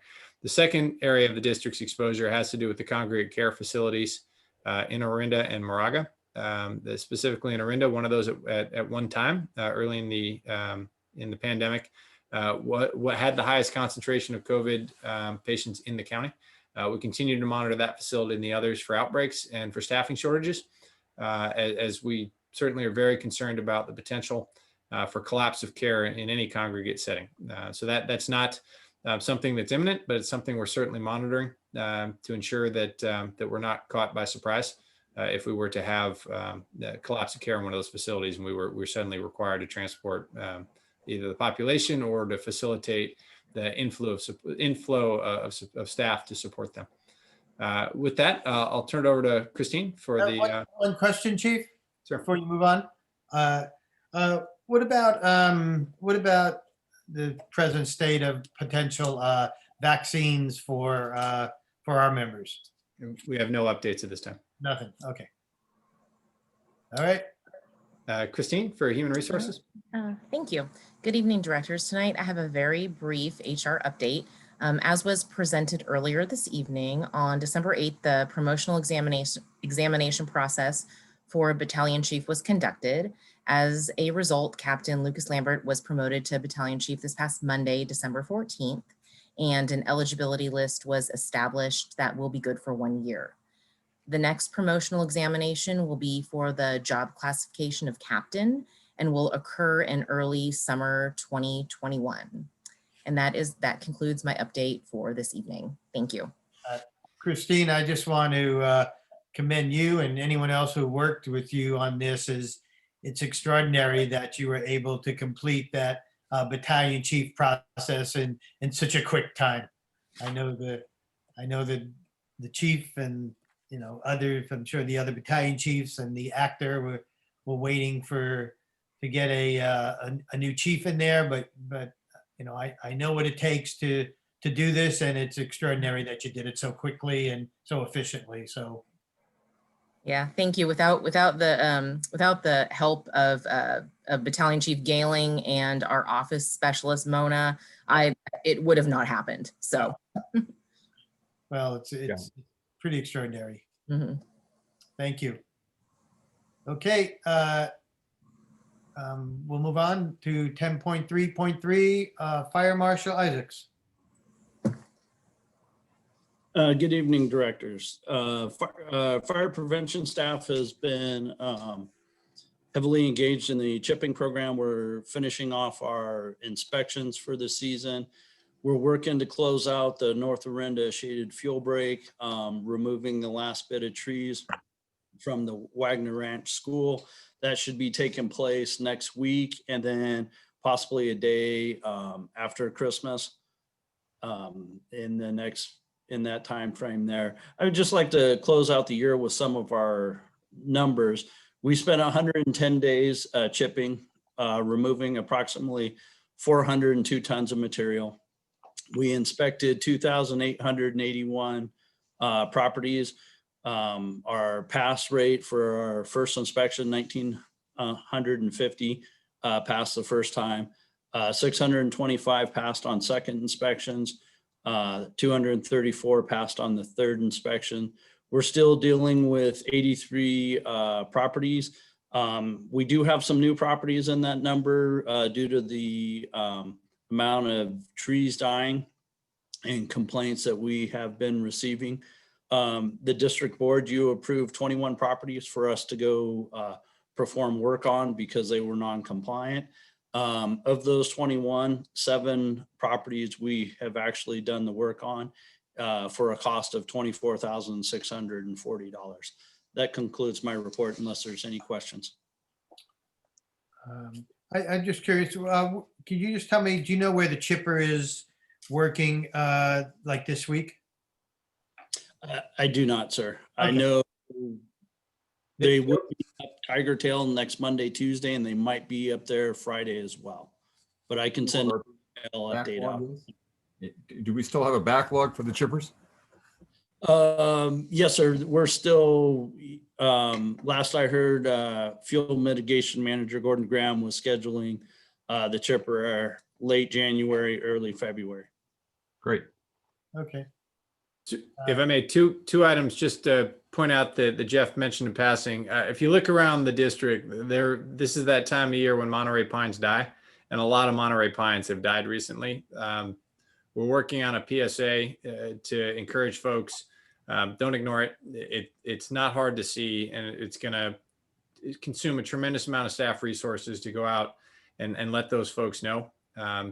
If it is a pine tree and it is orange, that's not seasonal. That means it's dead. And we could really use the help with residents doing a quick survey of their properties, identifying that if they have trees that are died, and then scheduling to have them removed, because it is going to consume quite a bit of staff time running those down to make people aware of very visible dead trees on their parcels. The second thing he mentioned in passing that the chipper will be up on Tiger Tail next week. That's a great good news story. Jeff is our representative who sits on the Dabla Fire Safe Council. As part of his role there, he's able to advocate for projects in the district. He was able to advocate for a short notice, rapid turn project that brought $5,000 grant from Diablo Fire Safe Council to the Tiger Tail neighborhood. They're a Firewise neighborhood. They've been doing quite a bit of work. They also sit in a bowl that is critical to stopping fire spread as it moves south of Minor Road if it were to jump Ladderwasser Creek, moving out of the Downs and Sleepy Hollow. Really good news story, being able to partner with the neighbors, being able to use our chipper in conjunction with a paid arborist that's paid through the arborist crew that's paid for through the grant to really stretch those grant dollars even farther using the model that Carol Bravelli and Rob Schroeder pioneered for us in Sleepy Hollow. We're very excited about that work and being able to build upon the work they've done previously to really do some thickening of the line as we work on our secondary and tertiary lines of defense behind the North Orinda Shaded Fuel Break, where we hope to be able to make a stand were a fire to come across those lines farther north.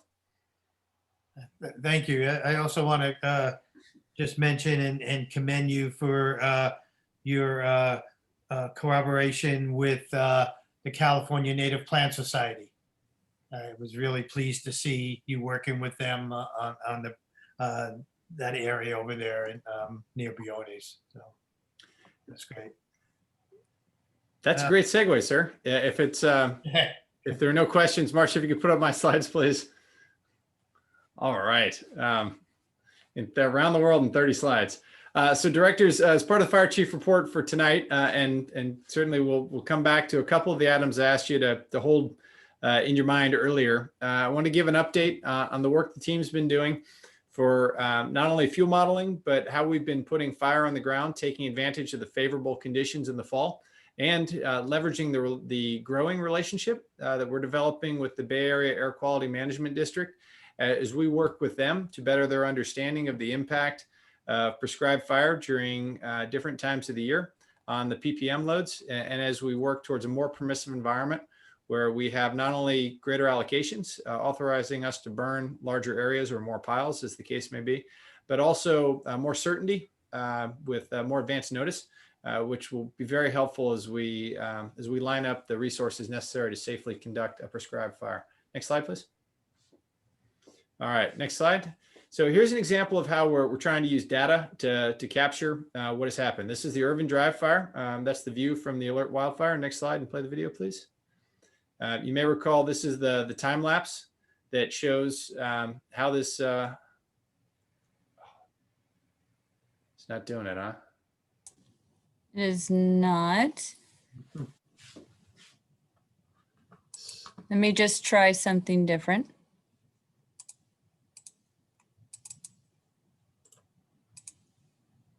Okay.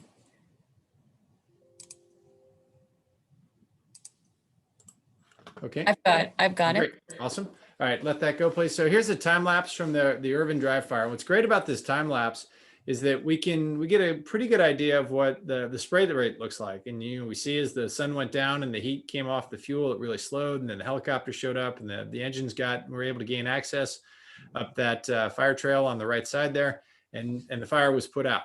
Having this time lapse video, next slide, please, is tremendously helpful, especially when we got out afterwards, used our MOFD, both suppression members and volunteers who are qualified to flying our drones, went out and did a 3D capture, next slide, please, showing the effects of the fire and using that to generate a very comprehensive model showing not only the fire spread, but the topography and the fuel loading, which allows us to run a simulated fire across it. And go ahead and start that one, please. Lets us run a simulated fire across it. Same idea up at Painted Rock, where I'm sorry, we skipped one ahead. All right, so here's those captures then create a manipulatable point cloud that can be manipulated in any way we want it, and it sets the substrate to run simulated fire across. We use things like this where we had an actual fire. We know the time it started. We know the fire spread really down to the minute with those that time lapse from the Volmer Peak camera. We can use this to baseline our model. So as we run simulated fire across this piece of land at the time of the fire, we can compare it to what the fire actually did. and use that as either baselining or benchmarking to ensure that, that our models are correct. And if they're not, we can get in there and figure out where they need calibration, which goes back to the point we talked about earlier with the CWPP and accurate fire spread models, and using those as the roadmap that will guide us to where there are areas that need the greatest attention. Next slide, please.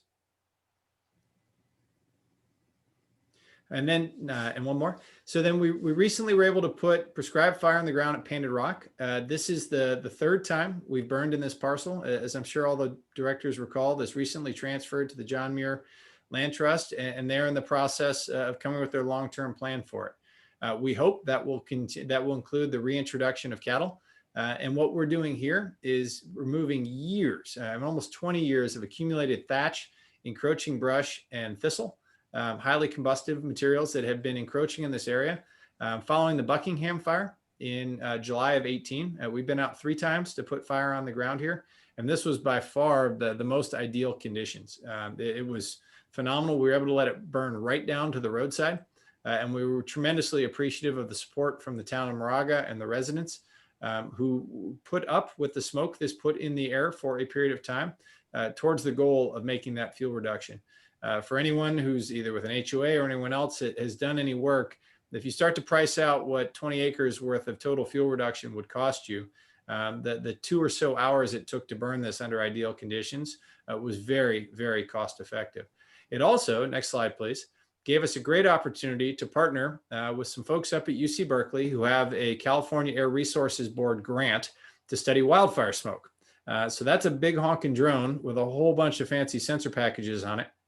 And they were able to fly that through the cloud, the smoke plume, as the fire moved through different fuel models. So they were able to capture the chemical composition of the fire as it burned in grass, as it burned in brush, as it burned in thistle. All of that goes towards building the models and better understanding the impact of prescribed fire on the ppm levels in the area. And with air quality management, their mandate is to protect air quality. That's it. And so when they have an absence of data and when they have uncertainty, all of their models default to the worst case scenario, meaning that there are times that the model, due to a paucity of data, is unable to determine what's going to happen.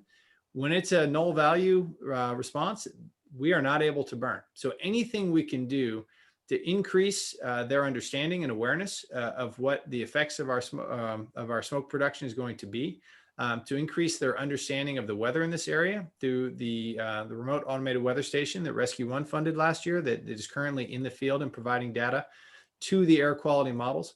All of those work towards a more permissive environment where we're able to get more burn days, more burn allocations on those days, and greater certainty about when we're going to be able to burn.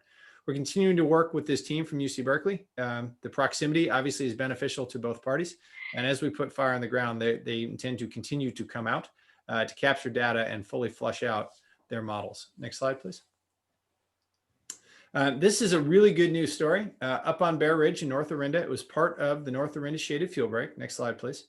And Dennis Rain went into back to his early days as a photographer in Orinda, was able to get some of his personal photos from 1939 when he was the fire chief at the East Bay Regional Park District.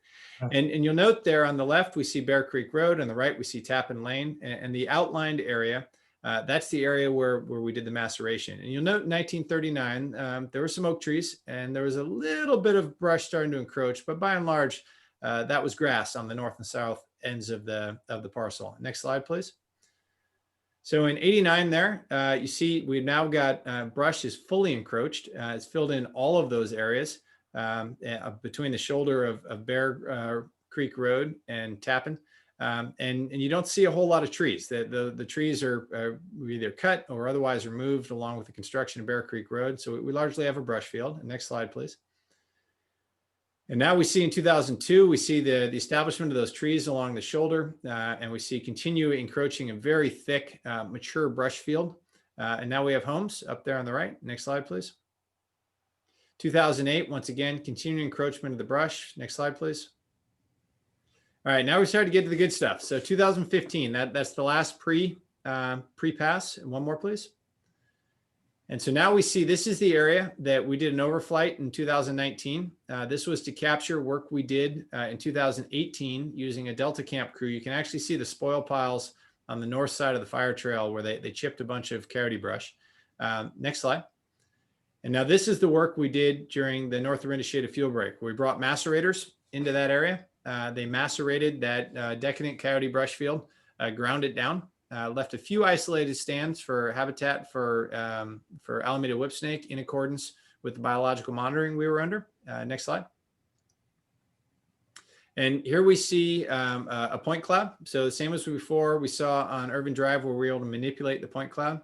Here, by flying the drone in a series of passes that are overlapping, we create a three-dimensional point cloud that also serves as a substrate for fire modeling. And you'll note in August of 19, there was not a whole lot there. We ground that stuff down really well. But coyote brush comes with a 12-foot root system and the ability to regenerate for years. It's a very resilient and hardy brush. And so we were concerned about regrowth. So next slide. So this year, December, we put fire on the ground. We walked fire down from the fire trail up on the top, and then we put fire on the ground at the bottom. And we walked a low intensity ground fire, largely carried by the macerated remains of the coyote brush that was ground up the year before. And we used that to carry fire, also supplanted with support from the California Native Plant Society, utilizing a native grass and wildflower mix that we planted using MOFD staff last year to set the stage for future not only fire, but the restoration of that field to native grasslands. You would be shocked and dismayed to learn just how few native grass stands are left in our area after grazing and the encroachment of non-native invasive grasses and weeds, bunch grasses mostly. We were able to plant those and do two things. One, we established a seed bank as those grasses grow and shed. But two, we established a substrate that will, one, crowd out future coyote growth, regrowth, as well as generate a fire of sufficient intensity to scorch that regrowing coyote brush. An annual grass will regrow no problem after a low intensity fire. Coyote brush, we're not sure how many years it's going to take, but our advisor who has a PhD in coyote brush says after 3 years of returning fire following the maceration, we should have converted this from mature stands of coyote brush to a native grass and wildflower field. Tremendously exciting stuff. Next slide, please. So here's, once again, this is the three-dimensional element. We also had the California Native Plant Society out doing transects and observations. So we're combining both the tech with the old-fashioned person with a clipboard tromping through the woods in order to generate some scientific data regarding what is the most effective method to convert this field. Next slide, please. And play. And here we see a before and after feature utilizing the drone footage. As we slide across, it toggles from before to after. You'll also notice it toggles across in the after. On the bottom right, there's a kind of a wedge of coyote brush that we were unable to get the macerators into for a number of reasons. So in that area, we have mature.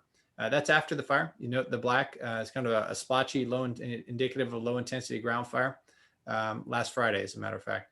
And off on the right side of that plot, there's a wedge of unmasticated, mature and decadent coyote brush. We're making plans to burn that in the standing configuration, and that will help inform the discussion about the most effective manner, since we'll effectively have had 3 different treatment regimens applied to this area, and we can compare and contrast to see which is the most effective to preventing the regrowth of the coyote brush and the conversion to native grasses. Next slide, please. Okay, this effort is currently underway using an NC Tech scanner that we got at a discounted price, or the loan was discounted because of their interest in doing proof of concept for this capability. And the cost, the remaining cost discounted, was picked up by the Moore Foundation through a generous grant. So utilizing external resources, we have this project underway. Next slide, please. Here's the team installing an NC Tech scanner on top of one of our district vehicles. It's got a high definition 360 camera and a ground-based LiDAR. Next slide, please. And play, please. Here's an example of what this what the capture looks like. So first, you start with a manipulatable 360 high definition capture. That looks just like Google Street View. You can move it around, and we intend to do roadside inspections. The second is a LiDAR capture. Here we see the point cloud. where it is converting at sub-meter resolution. It is converting that vegetation into a point cloud, setting the stage for running simulated wildfire across the roadside.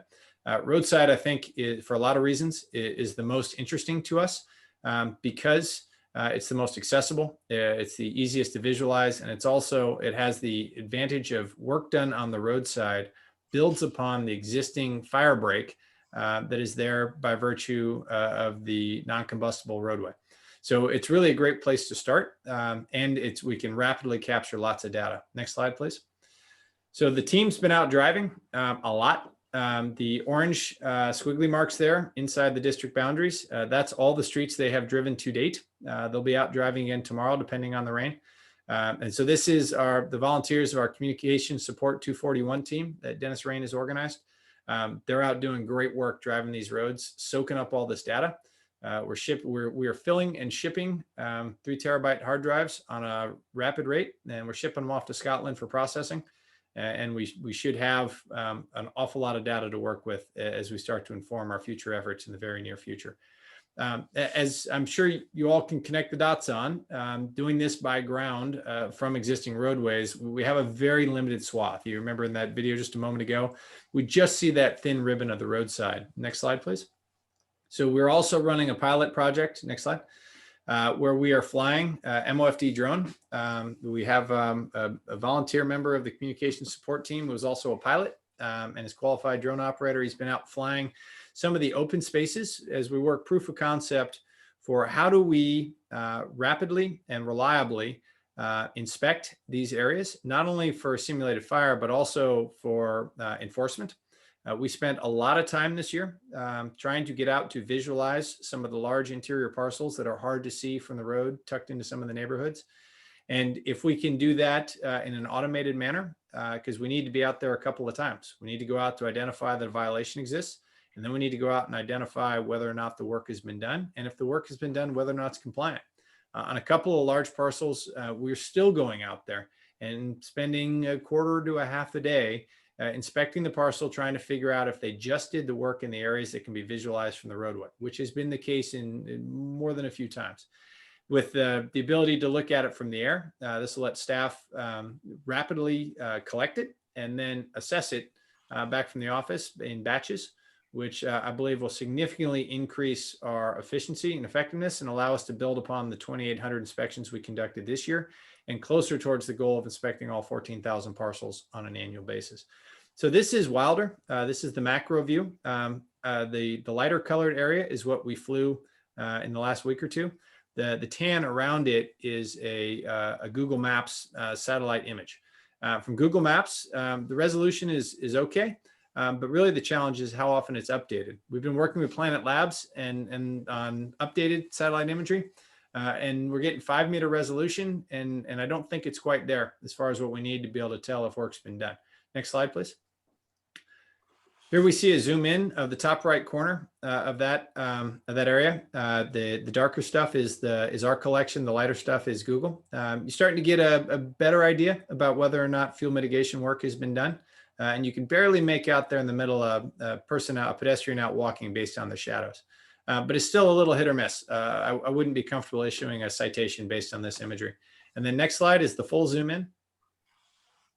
And now we're getting down to where we can tell whether or not fuel mitigation work has been done. In fact, if you look closely, we can tell that dog in the top right is going to the bathroom. Yeah. So this is the level of resolution we need, with the caveat that we will be using this exclusively for undeveloped parcels. I don't think this level of collection is appropriate over homes, but over undeveloped parcels, this will allow us to very rapidly identify, 1, if work is required, and 2, if work has been done. To re-inspect that. And the return on investment on these large parcels is tremendous. Right? There is a single owner to interface. Many of them are owned as investment properties by out of the area owners for whom we have very little sympathy as far as extensions and so forth. And it addresses the issue of having to deal, the slow-go nature of dealing quarter acre, and really the challenging elements of how do you reduce fire on a landscaped environment. These open parcels are really an area where we think we can make rapid improvements in fire safety very quickly. And some of this drone work will help unlock that. This will also, just like with those other ones, other examples, this will feed the point cloud that will allow us to update the substrate that the simulated fire runs across. Next slide. And that concludes my fire chief update. Are there any questions I can answer about our prescribed fire and fuel modeling efforts? Great job. Great job. Looks like interesting stuff. You know, one where I grew up, they burned the grass fields, but they were actually raising like Kentucky bluegrass kind of grass fields, you know, for seed. And they burned them every single year. And then there were all kinds of issues with flames and things. They ended up with tractors that had effectively what looked like just a square in the back that was full of gas jets, I guess, and they burned it and it kind of went out right away. It just burned, didn't create hardly any smoke. It was more tractor intensive than it was people intensive for sure, but it was at least a way that didn't have as many environmental impacts theoretically, and was, you could do it fairly rapidly. So just a thought, something you might want to look back into. Yes, sir. And then, I mean, Dennis Rain's been we're learning, and Dennis has been great as far as helping us identify what's the limit of how far we can push it within the experimentation and the learning phase without going too far. That fire on Bear Ridge is an example. We didn't put that out. The rain did on Friday. Those bands of rain came in and put the fire out. There's no mop up, and that allowed us to let it burn into some really heavy stuff that under normal conditions, we wouldn't let the fire get into because it might smolder for days and have the potential for a regrowth. But we are, to your point, sir, we are absolutely experimenting and building both our knowledge base and our understanding of what adjuncts we need to make this more efficient. Rescue One has been a great partner in helping us get some equipment that will unlock some of these things. And we're continuing to learn. We've got a ways to go. There are improvements to be made because we're in a new ground here. There's no one that I'm aware of, no agency I'm aware of that is putting fire on the ground in an environment like this close to homes. But I continue to believe it is the most cost effective, least environmentally impactful, and the most effective way we can reduce fuel loading in some of these large areas. In your wildflowers and grass, so if people remove the brush from areas, is that without burning it? Because regular people can't do that. Or it might not be, it might be too close to things. Is it okay? Should we be interested in following up planting the grasses and seeds to try to do the same thing you're doing and just go weed whack every year instead of having to burn them? Absolutely, we support that. It's the East Bay Mud native plant mix or native grass seed mix, and then which is approved and a part of their habitat management plan. And then because Dennis said they'd look good, he added a healthy dose wildflowers. It really came alive in the spring. It was quite a sight. But that's a legitimate way to try to keep the coyote brush down. Absolutely. Anything that crowds out, it's a competition for resources, and anything that they can help crowd it out will make it more challenging. And as you're weed eating it, in that first year after you've cut the coyote brush, a weed eater with the right head on it will cut that young coyote brush. And there's only so many times it can take that cut before the root ball will be unable to support regrowth. Great job for all this. I mean, the technology you guys are developing is tremendous. I'm sure it's going to be of great help when the things we talked about earlier. This model with the fire models that go with it, when you get all the data, will certainly help inform MOFD as well as, for example, the city of Orinda to figure out what to do, when, prioritize, all that. That's terrific. Thank you. Thank you, Chief. Okay. Any other comments for the chief before we move on? I have one question for the chief. Yeah. Hey, and Chief, in regards to the Monterey Pines, I've seen many more dead ones this year than in years past because I walk daily. Is this due to just coincidence, or is it like a sudden oak death, or is there something that is causing this to happen to the pine trees, or is it just coincidental in their time? I think it's a combination, sir. I'm not aware of a specific disease that attacks them like sudden death oak does.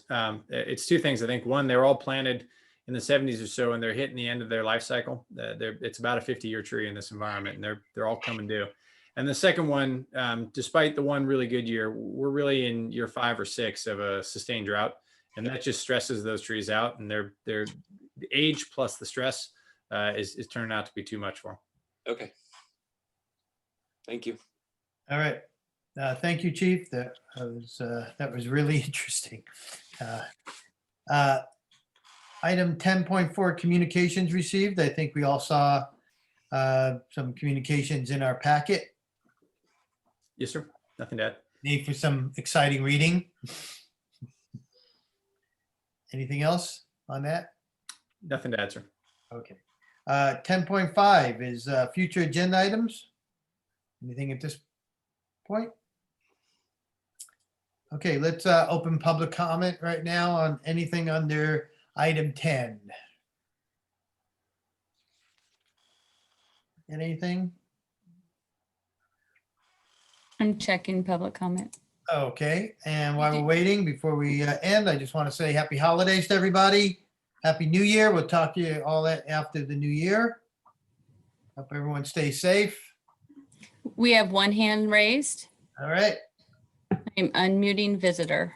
Okay, visitor. Yes, felicitous visitations. Chief, I want two comments and a question. First comment, in 1939, actually, just to correct you on this, Chief Rain was not fire chief yet. He was still working in law enforcement for East Bay Parks. Number two, to anyone who cares, the fire chief was using sort of coded language, speaking about the county CWPP.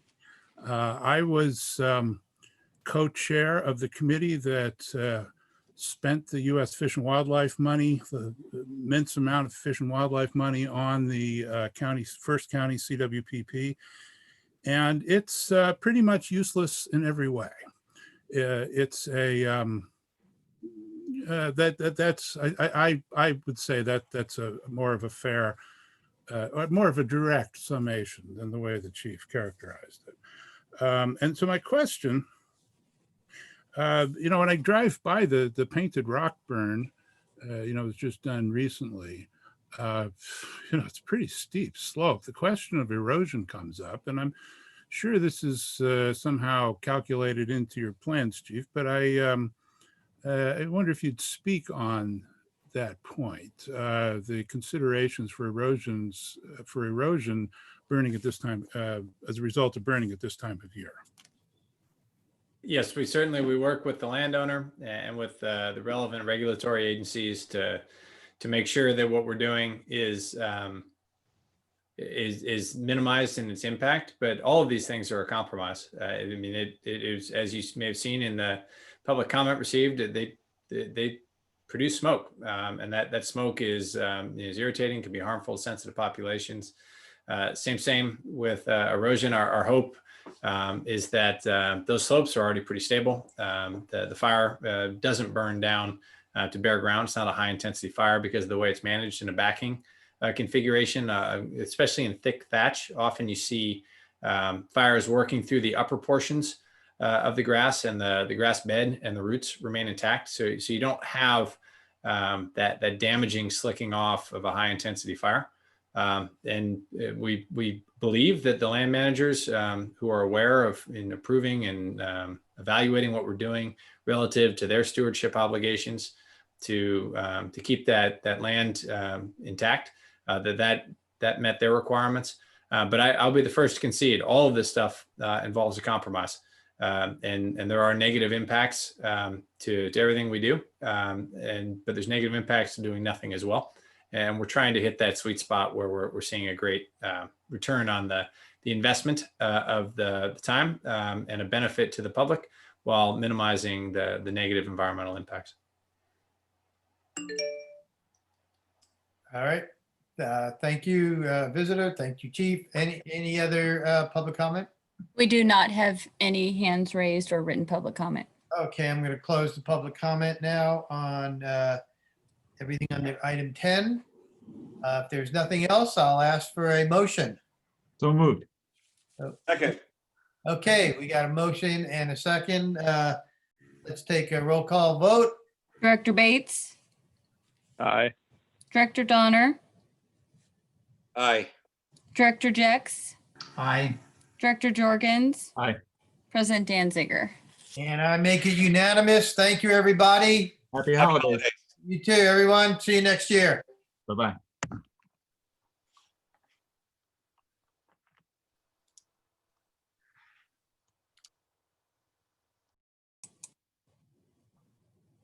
Thank you, Marcia. Thank you. You're welcome. Okay, happy holidays. Happy holidays. Okay, bye.